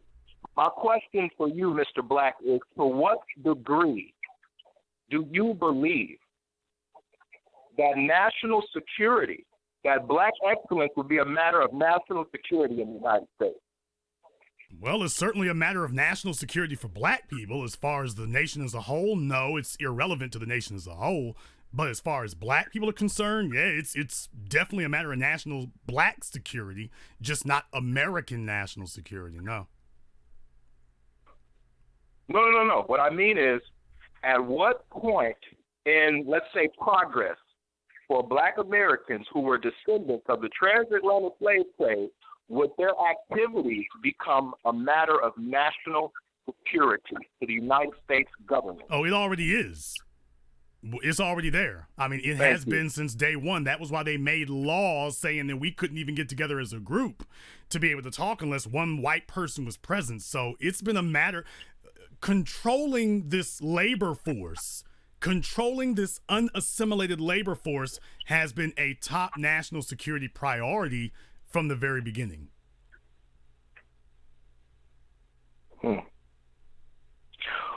Well, thank you, Mr. Black, for answering my questions. The purpose of that question is to kind of shed light on the severity.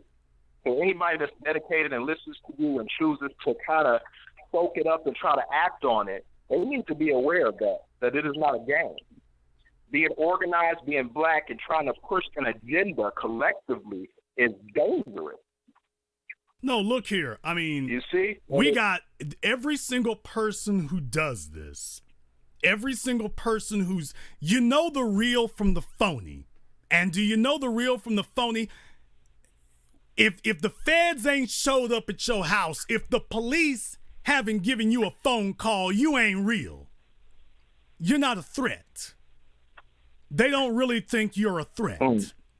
You can take a look at those of us who've had the police, had the sheriffs, and had the feds show up at our house, show up at our event. Now, I don't talk about the house stuff, but as far as events, you all saw what happened in New York. You saw what happened in Louisville, Kentucky. You saw what happened in these places. So this just goes with the terrain. Look, we are an occupied people. We are an oppressed people. We have been militarily occupied. This is where we are. So we know that the bad guys are out there. We know they're watching. At this point right here, that just can't stop us from doing what we're going to do. We understand what the terrain is. Now we just got to walk it. It doesn't matter what the odds are. It's freedom or death. That's it. Thank you very much for giving us a call here tonight. Please do give us a call again. Definitely, we as black people here we understand these are the odds that we're up against.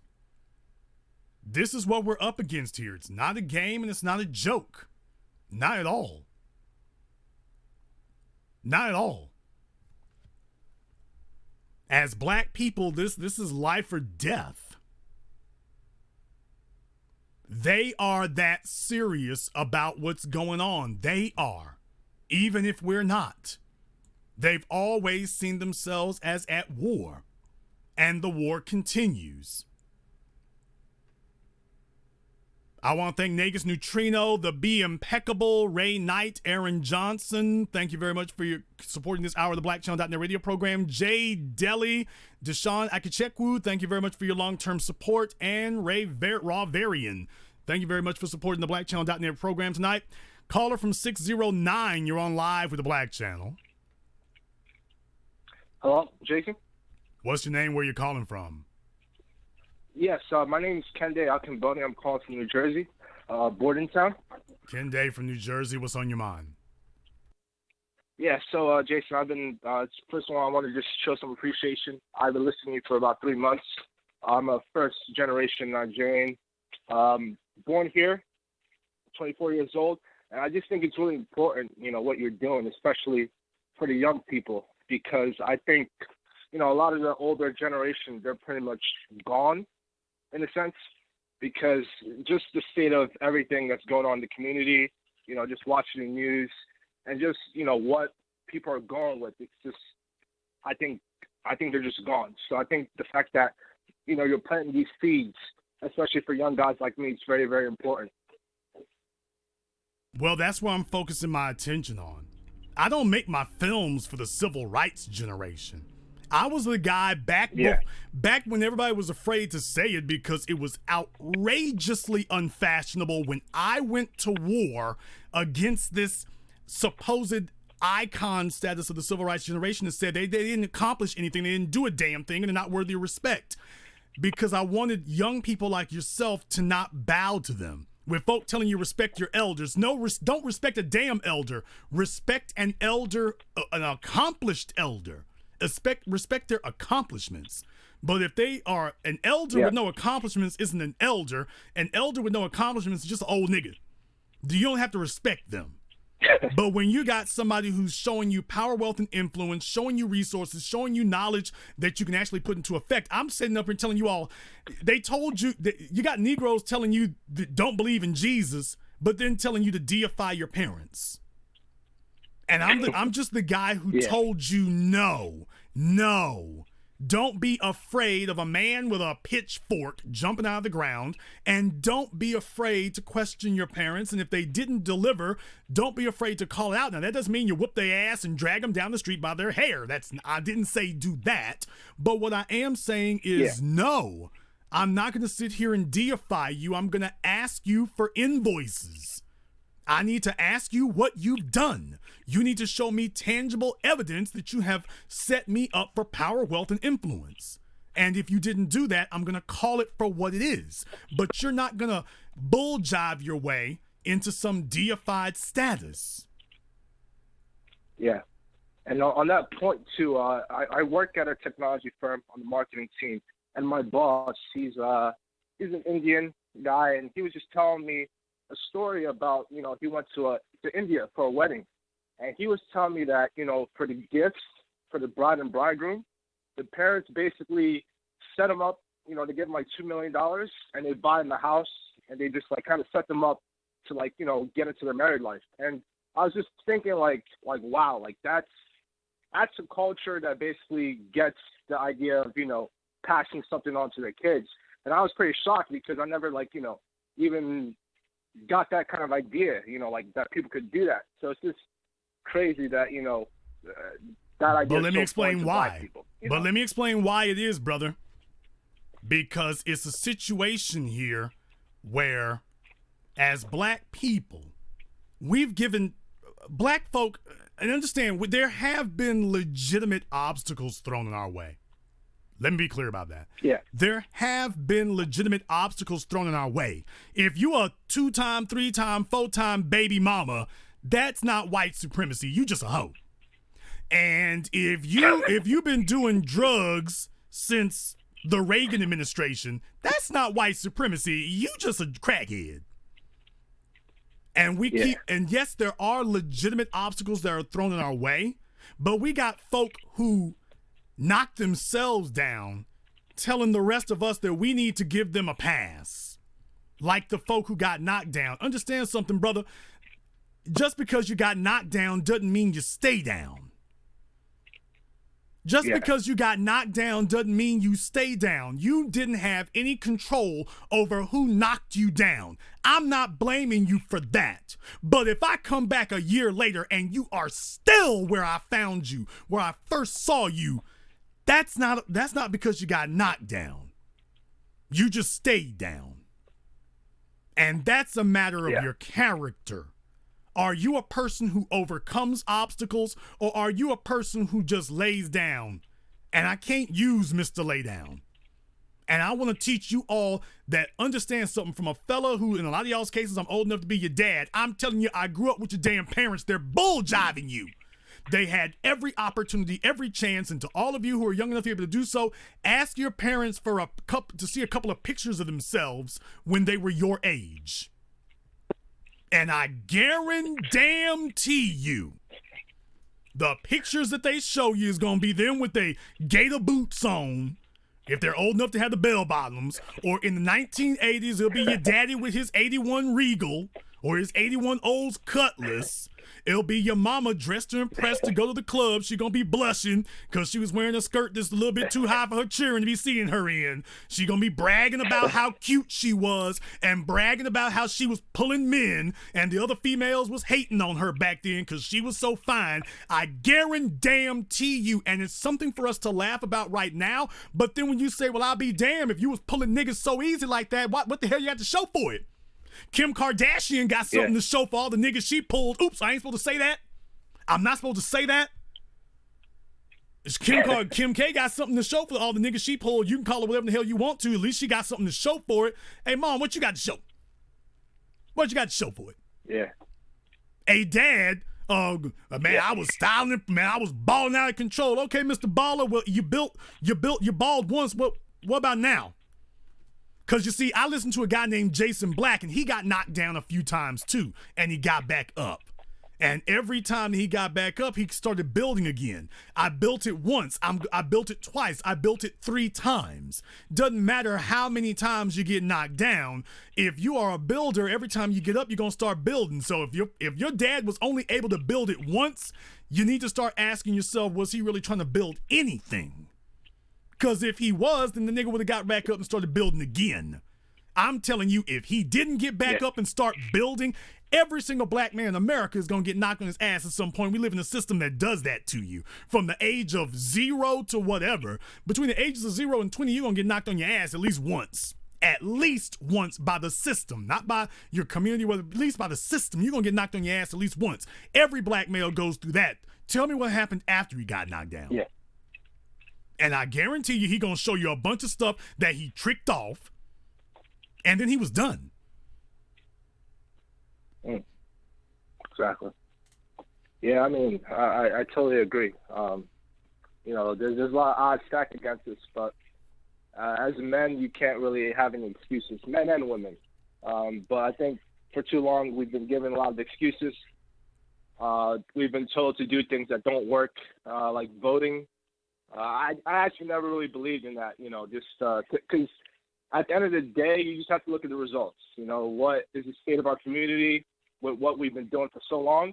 And the results are like, we're in shambles. So I just, you know, I'm really grateful that now, you know, I know voting doesn't really work, but I at least know how to make it work, which is voting with an agenda, which is what I didn't know before. So thank you for your broadcast.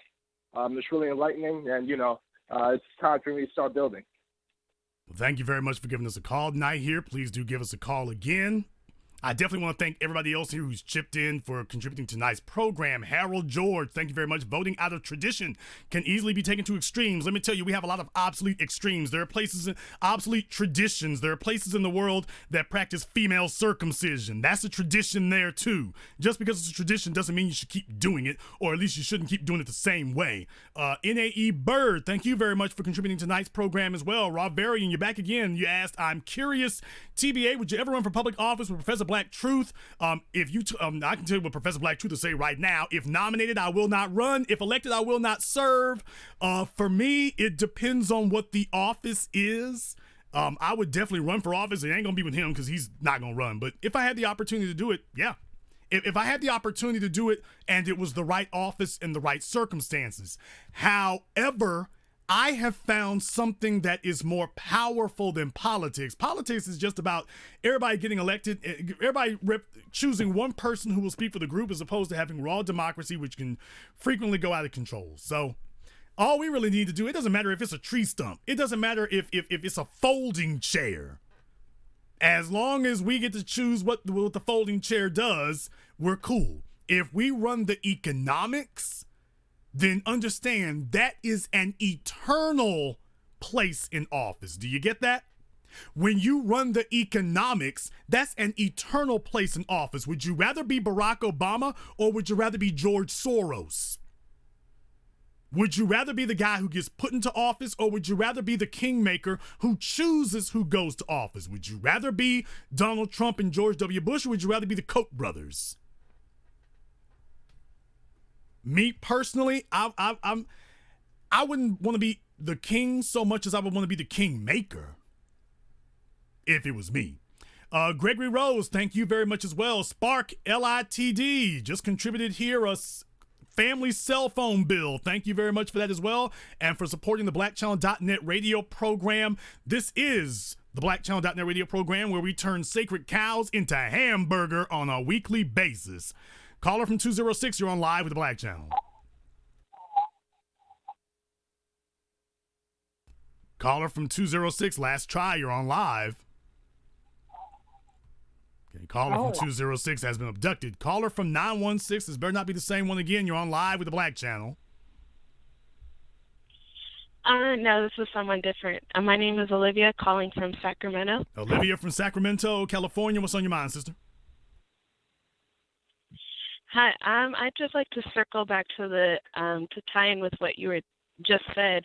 It seems that in line with the issue of the Me Too movement, I'm seeing continuously that us as Black women just deal with things on an emotional level. But then when it comes to white women, when they get emotional, they always tie it back to a monetary empowerment position. It seems that for the women in this who led the Me Too, she was probably okay with just being on magazine covers, going on the red carpet, that sort of things. That was her payment. I mean, understand, white society understands this about us. They've understood this since music could be recorded. They had it, actually they've known it since slavery, but it was validated and etched in stone with the music business. When they understood that they were making music and selling it and mass producing it, that when they started promoting Black acts, it gave them leverage they had never had before. Yeah, you had real music for the first time ever. You had real music that was really good, sounded really good, done really well. And the cherry on top of it all was these Negroes care more about attention than they do about money. All we got to do is give them a Cadillac and they will sign over all the other rights. Because a Cadillac is more than anybody else they know has. So relative to where they are, a Cadillac is rich.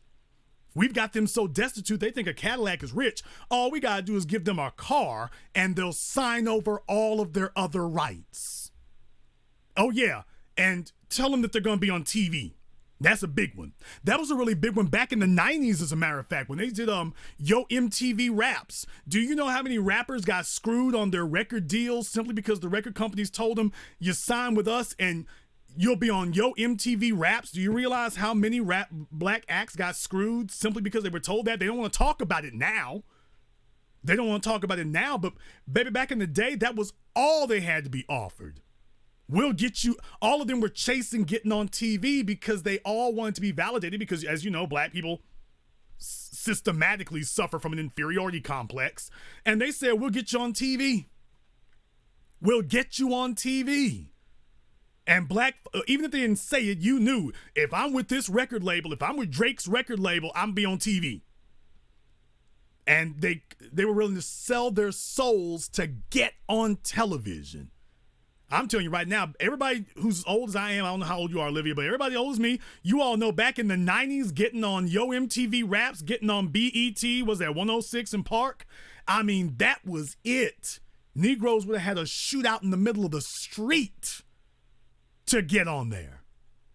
Didn't have to be given in. All they had to do was give you a car. If they gave you a Benz, because it migrated back in the 50s and 60s, it was a Cadillac. When rap rose, it was a Benz.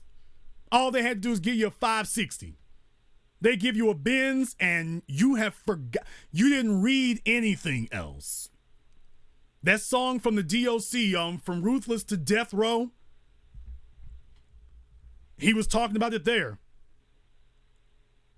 The money, forget the paperwork, the money made me overlook it. A bunch of stories like that. Same thing with Guy. Guy had that song on their big album, The Future, Total Control. Well, they said the same thing there. Your father wants a copy of the contract. Why? Don't you trust me? And if you don't, then buy. They were so desperate to get on TV, so desperate to make something resembling progress that they signed away everything, song after song, when these guys tell you about it later. When they tell you about it later. Yes, the DOC, about the story about the chain. Yes, about his publishing for the chain. Yeah, I mean, in retrospect, they got him cheap. I invite all of you to go listen to the DOC song From Ruthless to Death Row, where he goes back over that period of time and what he actually wound up giving up when he finally realized what was going on. That's something for us to think about here. So, sister, they understood a long time ago, Negroes can be bought cheap. Not only can you buy them, you can buy them cheap. They're not even expensive. You can get them bargain bin discount. Bargain bin discount. We will give up our souls for attention. So while you're saying, well, all she got was a magazine cover, and I know I mentioned this here before, but I would submit to you, did she ever indicate, did Tarana Barnes ever indicate that she ever wanted more? I mean, Tarana Burke. Did she ever indicate that she wanted more than to end up on a magazine cover? Did she ever imply or indicate that she wanted more than that? That's the thing I would submit to you all. Because if I can just be brutally frank, was she ever going to end up on the album cover any other way? I'm not album cover, magazine cover. A place where you're shown off to people, well, they must think you're something cute. They're validating me. I submit to you, did she ever indicate that she was interested in something else or something more?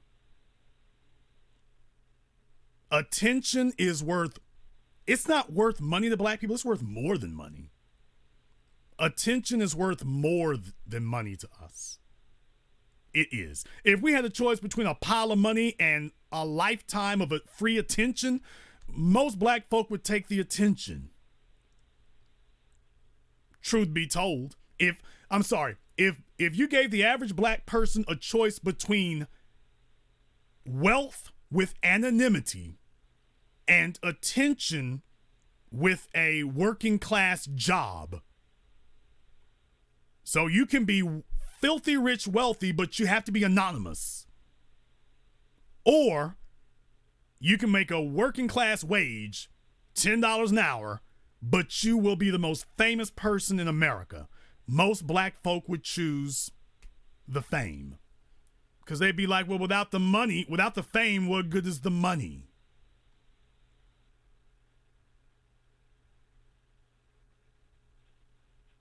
True. I think they take the fame, and even when there's nothing monetary attached to it, like Oprah going around getting people to vote, they probably think it's an honor for a famous person just to be showing up on their doorstep, let alone what is she actually saying, who is she actually backing, what is the substance behind all of her words. I submit to you we're seeing the substance now. I submit to you we're seeing the substance now. I'll let you have the last word. Yeah, it's unfortunate, and being in California, I get tired of seeing the same thing, and instead of it trying to be monetary, it gets put into different words such as womanism, black girl magic, all these other things, and they only lead to attention. It's not until we see someone like the Kardashians sport our braids or wear our lips that we suddenly call foul.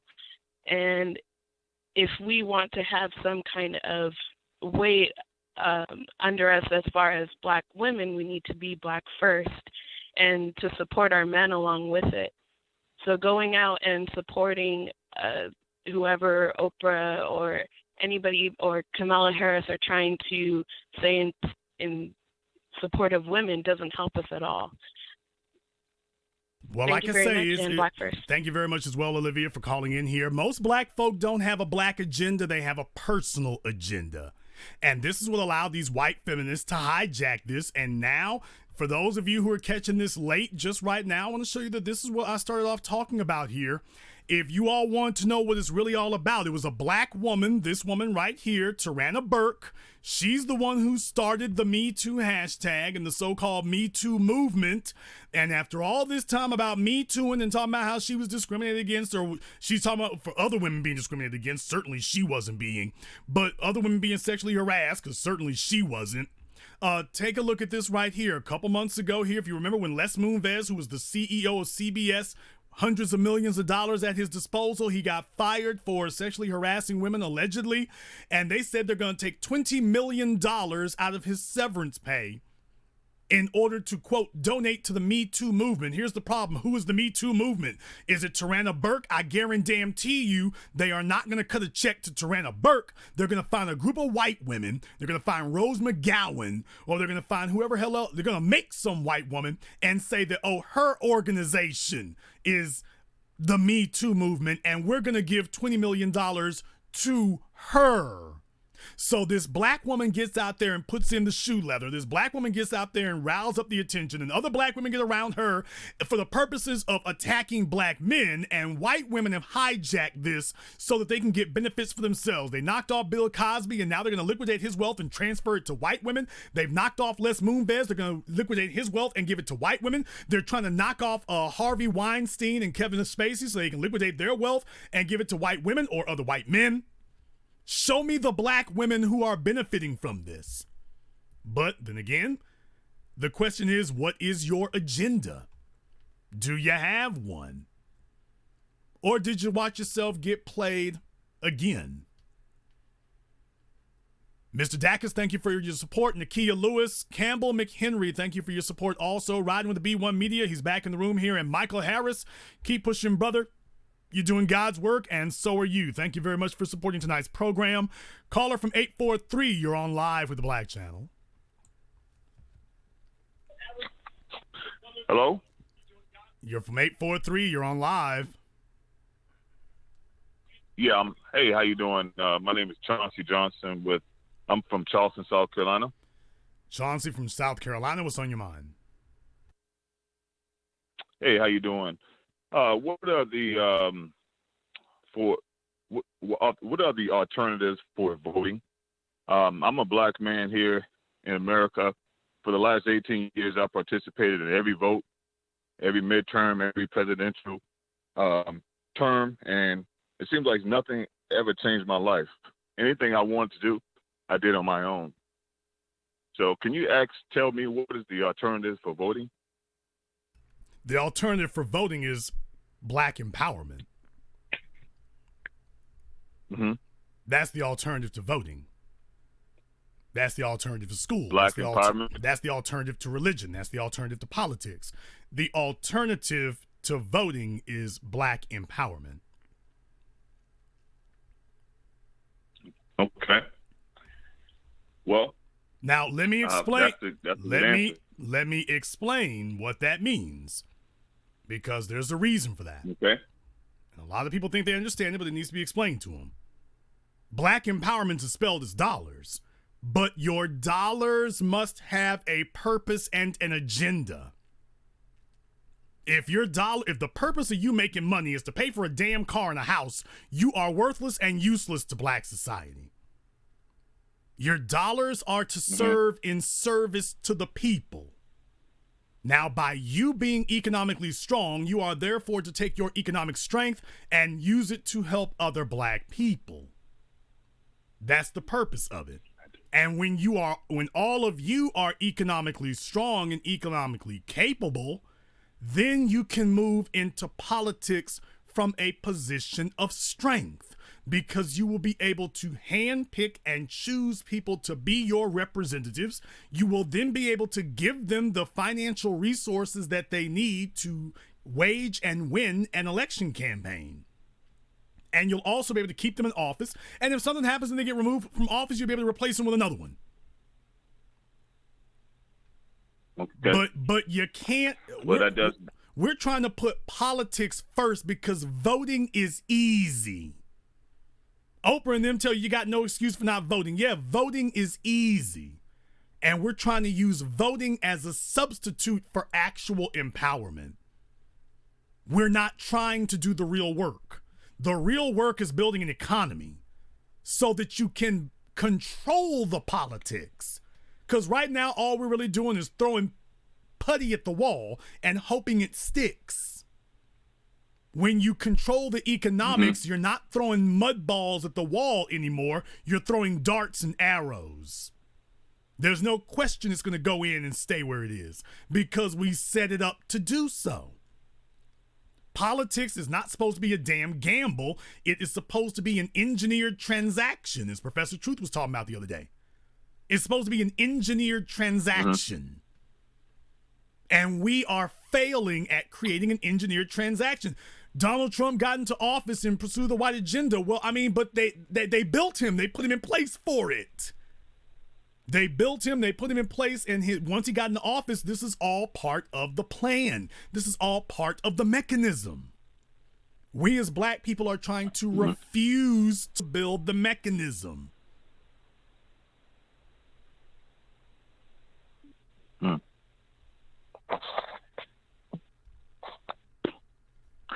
Definitely makes sense. I'm a business owner out here in Charleston. I own a construction company, and I do try to empower black folks. And it's just that a lot of the jobs they don't have the skills.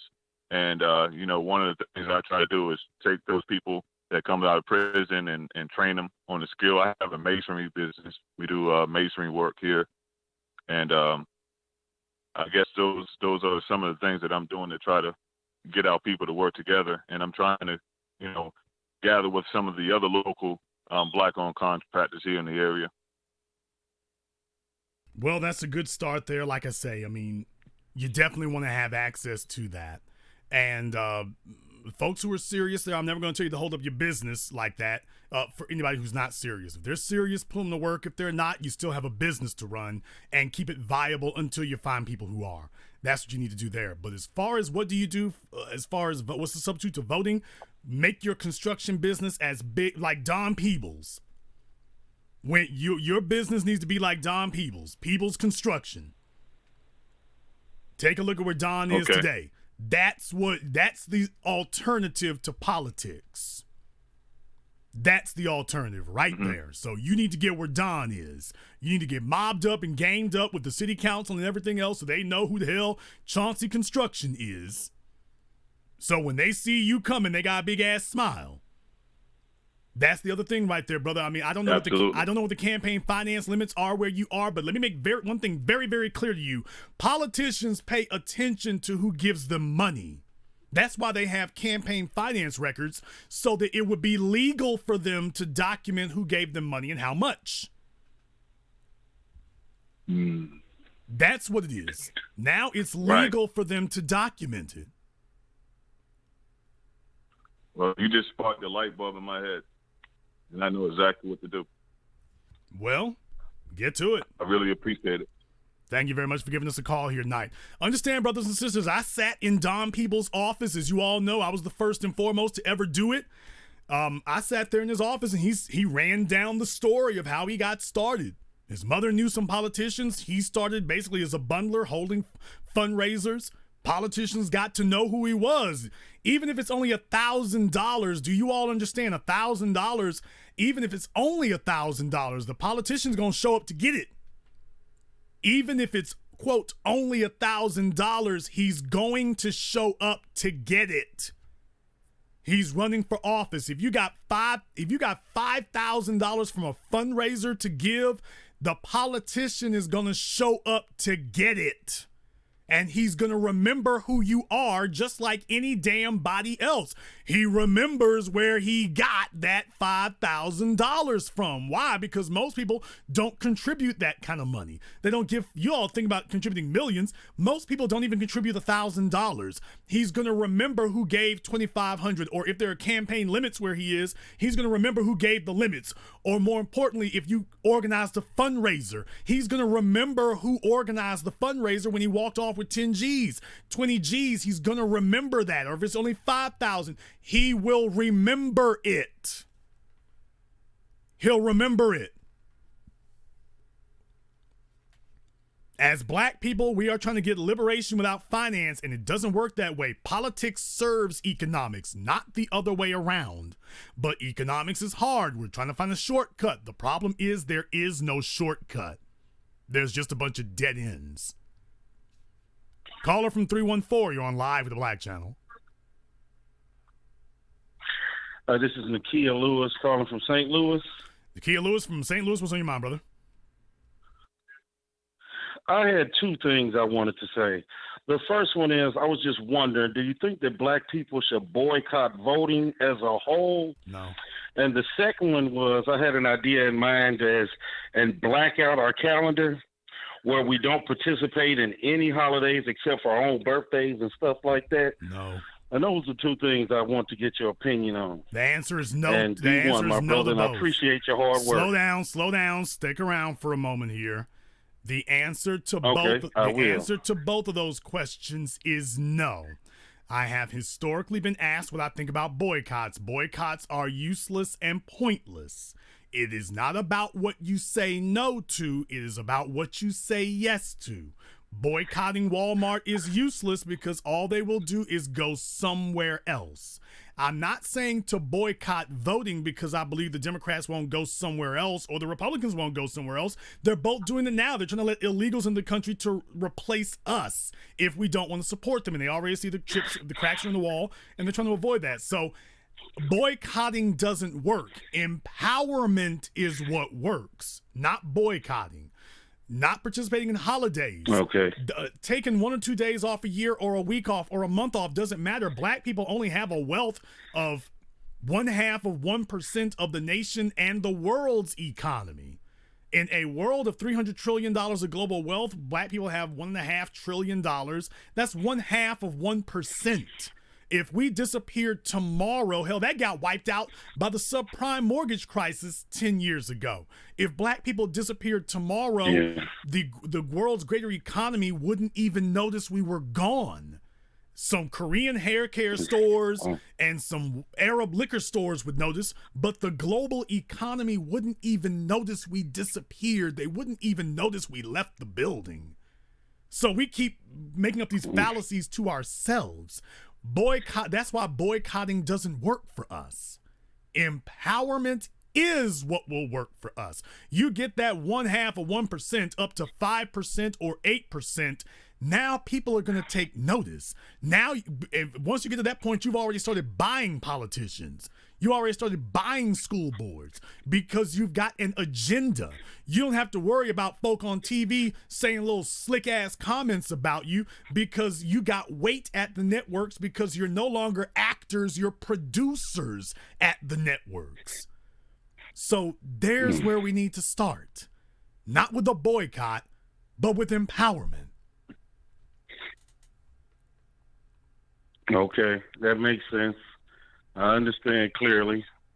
I was, I guess, looking on the point of finance, but you explained how minuscule our finance would be noticed if we took it out anyway. And the bigger part of blacking out the calendar, I guess I was looking more so as Christmas and the Black Friday and all that chaotic spending we do. That doesn't matter. For that one stupid day. Doesn't matter. If we were spending all that money with black businesses, it would be great. It's not a matter of whether it's Christmas, holiday, New Year, Hanukkah, the 5th of July. If we were spending that money with black businesses, it would be all good. The problem is we're not. But the reason that we're not is because we don't have an economic agenda. We don't have an economic agenda. And without that, your money is worthless. All they're doing is paying you with a job and you're handing it right back to them. Or handing it off to somebody else's economy. So it's not a matter of boycotting. It's a matter of empowerment. And if we had an empowerment mentality, then your money and your finances go to your support. They go to your benefit. Yeah. Once you get agenda minded, it sure as hell does. Okay. Here at the Black Channel, we have an agenda. There's a reason why in Dallas, Texas, why we didn't let them forget that I went and bought billboards and struck while the iron was hot and let them know if nobody else is going to hold your feet to the damn fire, we will. And about the Botham Jean murder. Even though obviously there were some issues about him. But my point is, regardless of that, I wanted to show people that's what an agenda looks like.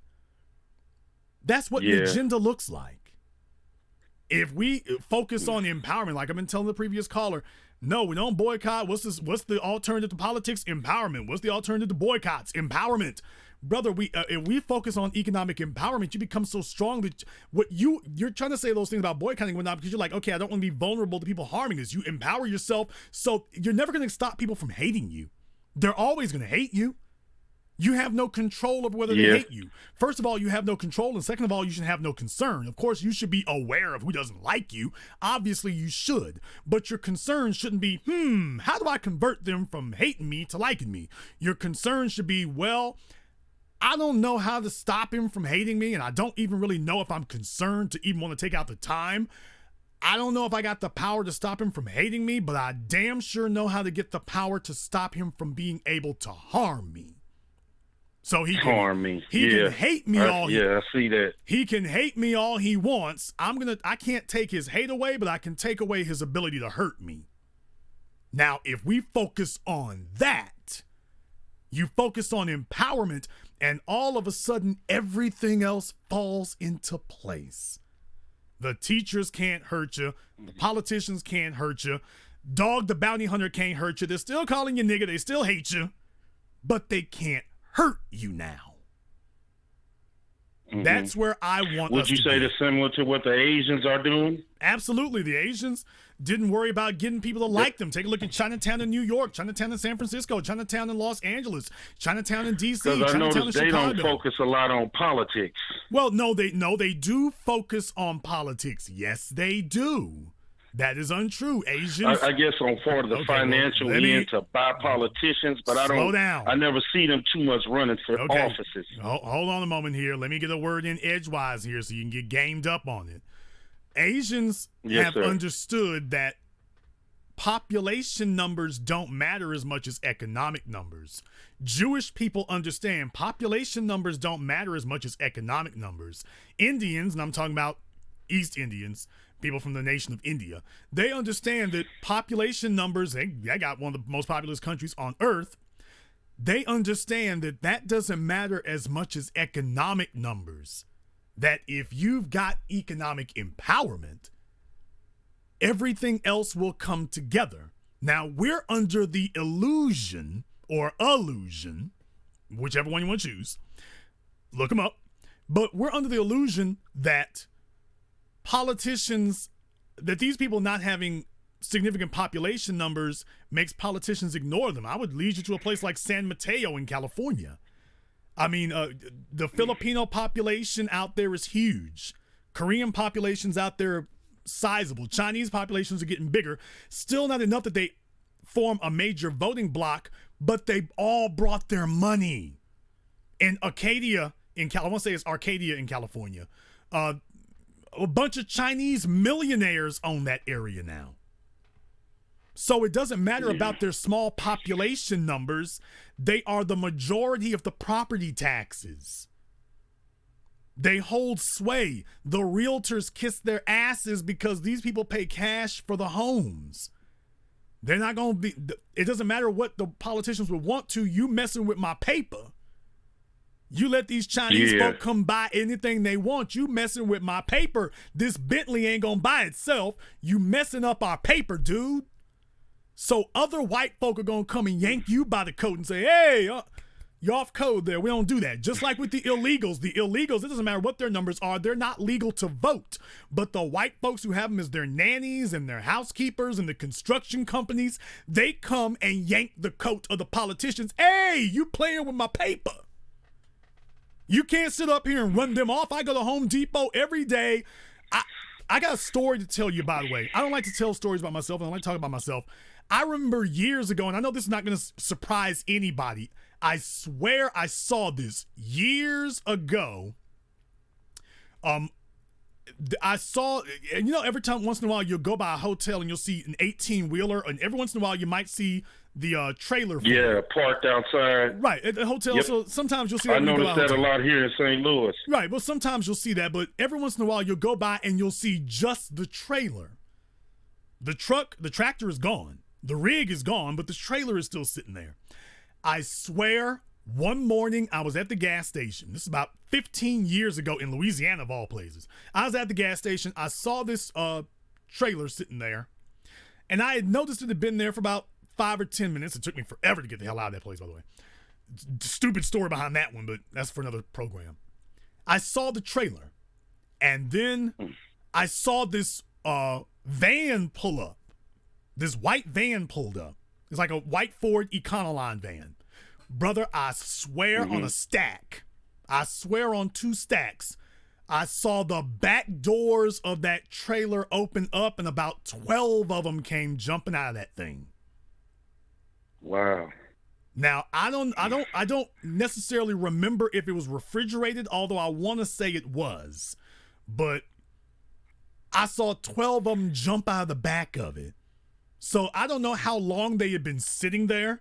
It must have been for a while. Yeah, that's what I was going to ask. How long had they been in there? It must have been for a while. Had to have been. But that van pulled up, honked the horn, the doors opened up, and out they all jumped. Hopped in the van, and away they run. That's in Louisiana, not California, not Texas, not Connecticut, someplace where it's where they already got that as part of the culture of illegals going to the job site. No, it was a landscaping van. It was a landscaping van, not human trafficking like that. It was a landscaping van. It was a landscaping van. They were all males. Very well disguised. It was all males who jumped out, and off they jumped into the van, and away they go. So my point is, and I'm not going to say the name of the landscaping company because it's a landscaping company that everybody knows here. Starts with the letter H. But it's a landscaping company that everybody knows. And, I mean, I'm just saying, and for years, if you want to know why we couldn't get them out of the... I started seeing more and more of them at the grocery stores. I went from not seeing any to seeing more of them at the grocery stores. They started calling up to the local programs saying, well, hell, we don't have any problem with the illegals here. You messing with our paper. You messing with my money. You're messing with my profit margins. Ain't that something? These were white dudes calling up to white radio programs saying that they would not employ white men. That it was cheaper to get illegals. They do the job just as well. It keeps me better profit margins. And the politicians, hey, you playing with my paper. So the illegals got the white man of the company as their representative. He's their shield. He's their defender. They don't have to defend themselves. They don't have to vote. They are a part of the economic stream. They don't have to vote. And it's the same thing with the Asians. Most of them own businesses, and they get a lot of their supplies. If they can't get them from Asians, they get them from white folk. So doing them in is playing with my paper again. So guess what? The Asians don't have to vote. They've got their economic game on point. They don't have to vote. Yeah, it makes sense. They got business here in an abundance, and you know most of our people frequent them the most, and they don't spend a dime with us. Well, I mean, but even in the places where black folk aren't, take a look at the Chinatowns around America are not dependent on black dollars. So yes, I get your point. They scoop up a lot of money from us because we're damn sure not using it anymore for ourselves. But they don't need the population numbers to make politics work for them. They've got the economic numbers, and that makes politics work for them. So take a look at 40 million black folk. Vote all the time in heavy numbers, can't get politics to vote for us. The Asians don't even have significant numbers for the vote to be able to work for them, and yet the politicians listen to them and not us. What do the Asians have that we don't? An economy, period, point blank, end of discussion. And that's the way the West was won. Thank you very much for giving us a call here tonight. Please do call us again. Amir Miller, thank you very much for joining us again tonight and supporting tonight's program. I'll be on for a couple of more minutes here, and then we're going to see about signing off as well. I'm not going to do another 4-hour program. I am not. But I wanted to let you know here, people, understand something. These other folks out here, they do have control of the politics. It is just that black people have been miseducated about how politics works. We have refused to listen to Dr. Claude Anderson.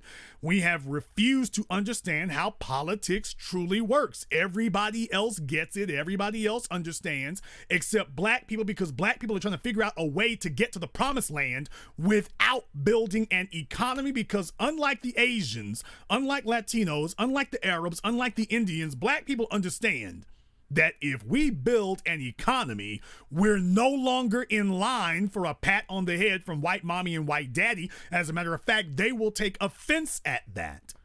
So we're not going to do anything that possibly endangers our ability to get interracial sexual access, which is the real thing that most black folk are most concerned about, getting that interracial sexual access. These other people aren't worried about that. They're focused. And because they're focused, they've got better results. Caller from 817, you're on live with the Black Channel. Hey, TBA, can you hear me? Yes, what's your name? Where you calling from? Yeah, this is the B1 Media. Calling out here in Missouri, and my take on it is that I voted back in 2000. That was the time it was Al Gore and George Bush Jr. was running, and at the time when I voted, I was still skeptical about voting. And when I voted, I was like, I couldn't believe this. It got down to Florida, and then what happened was, it was a recount, and then you saw what happened with George Bush being the president, and then I found out a couple of days later, Judge Bush was the governor of Florida, and you see what happened with that. Okay. Thank you very much for your phone call here tonight. Yeah, that was great. In any case here, brothers and sisters, like I say, we don't understand how politics actually works. We don't pay attention to it. We're trying to use failed tools and failed mechanisms. And the Black Channel is where we're telling you about what to do to no longer be a failure at it.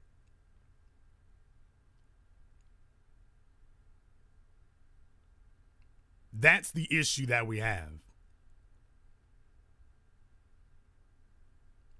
The issue that we have is that we're trying to figure out some way to get free without building an economy. And it doesn't work that way.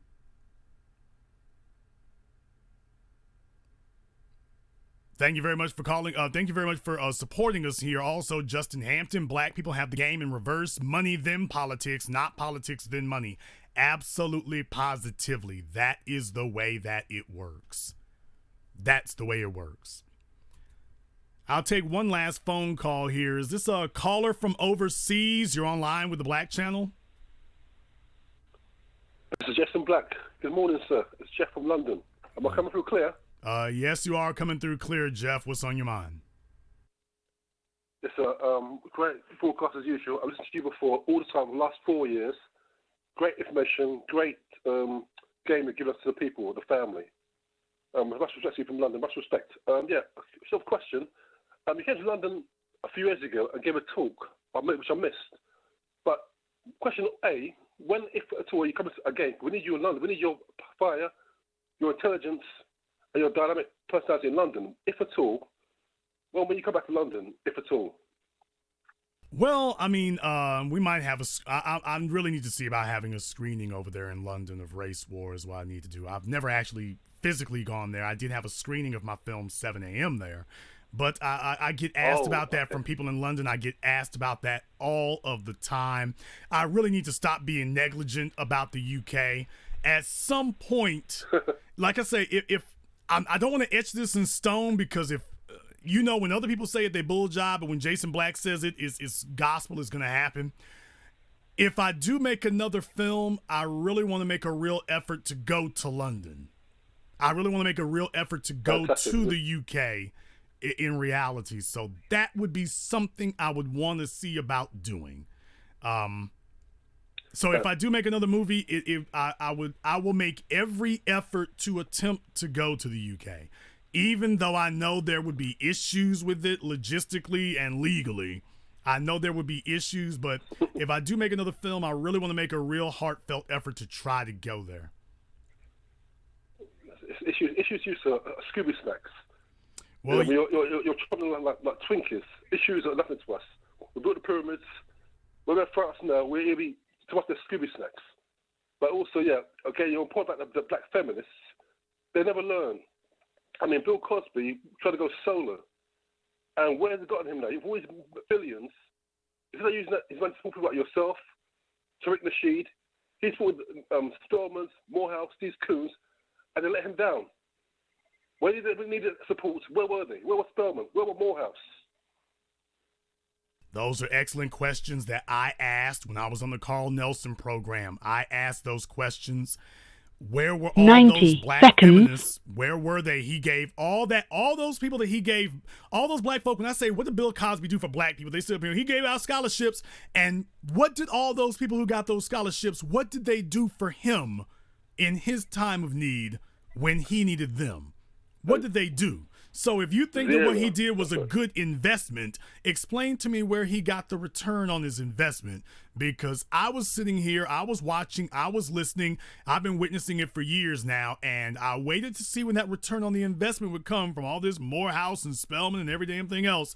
And he got marched to prison, and none of the folk that he was sitting up here. Oh, I'm sorry. Not only were they not supporting him, a bunch of them were showing up at the courthouses saying, hang him high. There you go. See, when you back up coons, the coons are on their own. The coons get no support. They get no support from the white mothers and fathers. Their fellow coons or black society they're rejected. When you're a coon, you're on your own. So I hope that people learn from Bill Cosby's lesson, because when you're a coon, you're by yourself.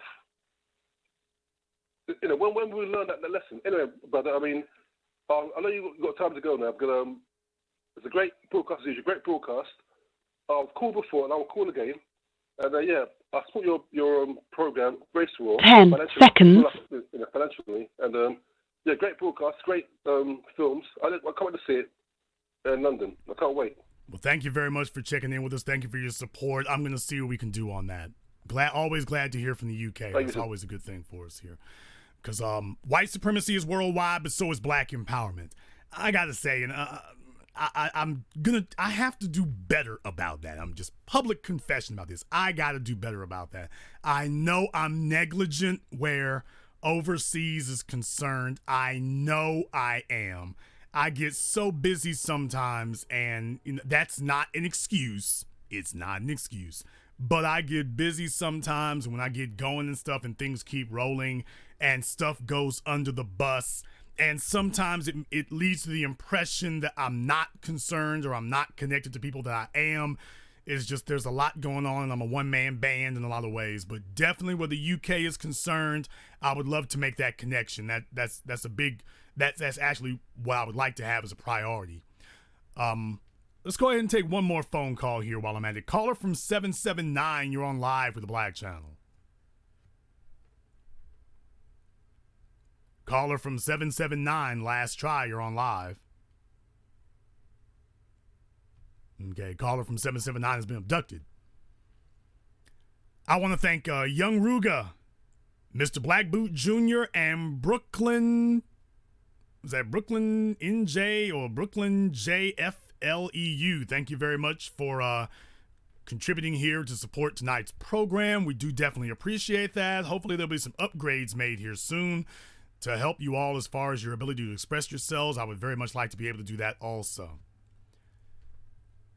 We get played in a trick bag, and I wanted to make that connection between voting, how we get out in the streets and we put down shoe leather and we economically support all of these people, and then they flip it on us. We help build the house, and then they come change the locks and put their names on the deed. The Me Too movement, you had a black woman who built it, but white women have come in and hijacked it, and they're the ones running off with the resources. And that's a shame. I want all of you to see how the game is played. I want all of you to see what's happening so that all of you are able to understand that we want our generation to be different. We want our generation to be different. If you want to get in your last contributions here, you can. Thank you again to DeAndre Mosley. Real Prophet, you said black women love the Jews. Brother, black women are like all women are. Women are selfish and women are survival oriented. Women are not fighters. They're not hunter-gatherers. Women are most concerned about self-preservation. So black women don't love Jews. Black women love accomplishments. If you had accomplishments, you'd get more love from them. Women are going to go where the most benefits are. That's common sense. They're going to go where they get the most benefits.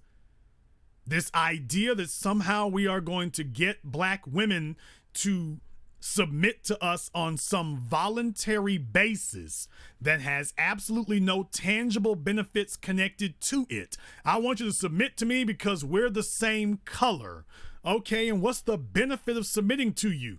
The benefit is you get somebody who's the same color as you. So you end up making these straw man arguments and propping up these cardboard enemies. We're not going to assert ourselves by telling the other team they need to stop playing so well. That's nonsense. You're not going to do that by telling them they need to play less effectively. You got to increase your game. That's what you have to do. You have to increase your game. Because white men aren't going to get more lax. They've seen how power works and how they exercise it. They are not going to slow down simply because you having it rough. They're not going to slow down just because you having a tough time. No, you got to step your game up and give the women something for them to have allegiance to. Black men want to walk up to black women with an empty ass hand and say, this is what your allegiance should be to, my skin color. That's foolishness. That's foolishness. Give them something tangible to give their allegiance to. Now, if you present them with something tangible and they are still acting foolish, then that woman, if she doesn't appreciate a black man who is provider and protector, then she deserves neither provider nor protecting. She deserves neither providing nor protecting. If she doesn't appreciate a black man when he actually does it. But until then, you've got no grounds to speak. You've only got grounds to speak if you can say, I gave her a choice. Individuals like, what's her name? Eve, she had a choice. Candace Owens got a choice. Serena Williams had a choice. Black men weren't fooling with Serena Williams because I guarantee you all, she didn't just wake up one day kissing Zaddy's ass. She had been doing that mess the whole time, and brothers were like, okay, I'll sleep with you, but I'm not going to keep your crazy ass. Just like Mariah Carey, okay, I'll lay you down, but I'm not going to marry you. I'm not going to marry your nutty ass. And nobody's going to know the real facts about why I didn't marry you. But that's the way it goes. We're going to lay up, but we ain't going to stay up. And that's where you get relegated to. But I want us to be very, very clear about this. I want us to be very clear and very concrete about this. As black men, we need to walk out on the field ready to compete. Walking out there with a bunch of complaints, that's single mother talk. A woman sits there with a bunch of complaints. Men are supposed to lead with their accomplishments. You lead with your accomplishments. That's what you do. Thank you very much for supporting tonight's program. Martinica Ellison, Lindell Moore, thank you very much. RLC 319, Ryan Lee, and Mr. Imperfection. Well, you might not be perfect, but you are close enough here. So thank you very much for that as well. That'll be a good thing for us to have. Yeah, a good reading list is always nice to have as well. We're going to go ahead and wrap up tonight's program. If you have not been to our website, racewarmovie.com, that is racewarmovie.com. If you have not been to our website, this is the final week for you to be able to see Race War in theaters and New York City. Next weekend, this is your chance to get your tickets now. When it's over, it is over. You definitely want to be there. So go to our website, racewarmovie.com. That is racewarmovie.com. And then after that, we move on to the next thing. I'm very glad to be able to spend tonight with all of you here. And this concludes tonight's broadcast of the BlackChannel.net radio program. I am your host, your brother, your humble servant, the Black Authority. And until next time, my brothers and my sisters from around the world, remember, black is the future, and the future is uncompromising.